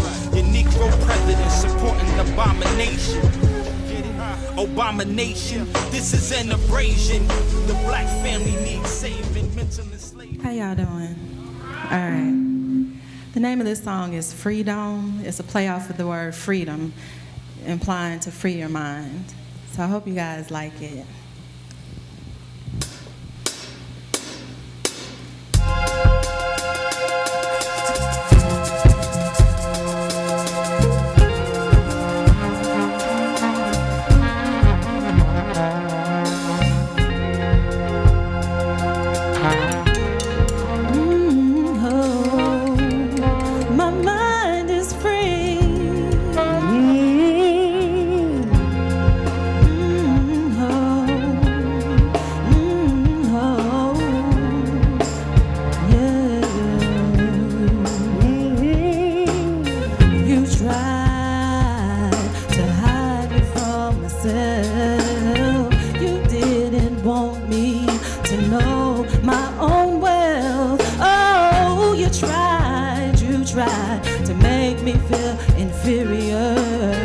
Now the light shines, revealing your light, and I see myself through brand new eyes. How long do you think you can write us out of history?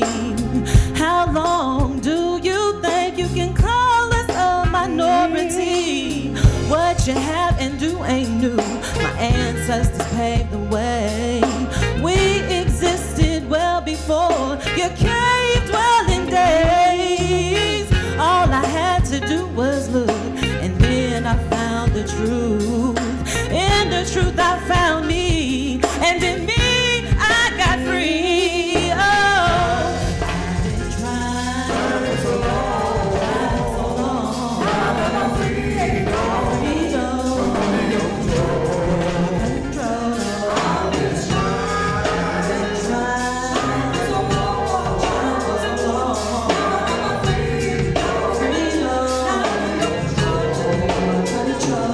if being free is wrong, then I don't wanna be right. If I can't be myself, man, I'd rather just die. As a child, believed the unseen, my faith in mystery. Closed my eyes, revealed the pain of insistent questioning, but answers never logical. See, reborn myself at 19, cut the invisible strings. My melanin protects me like an ancestral sunscreen, so let me be EFREE.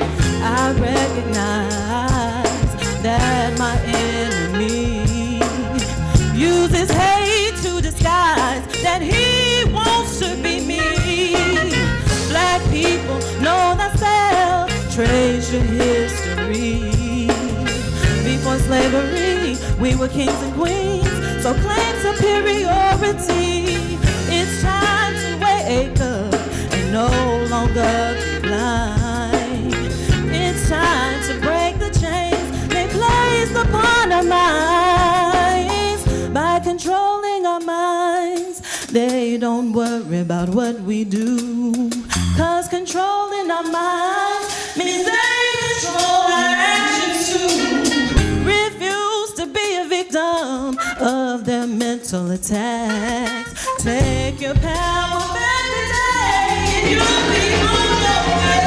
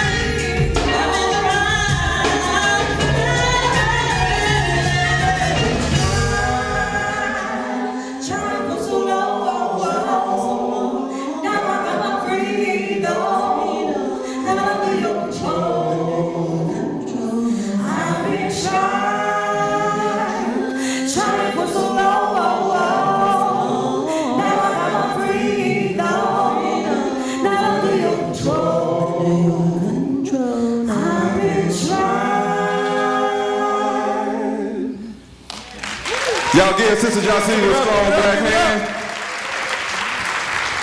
Yeah.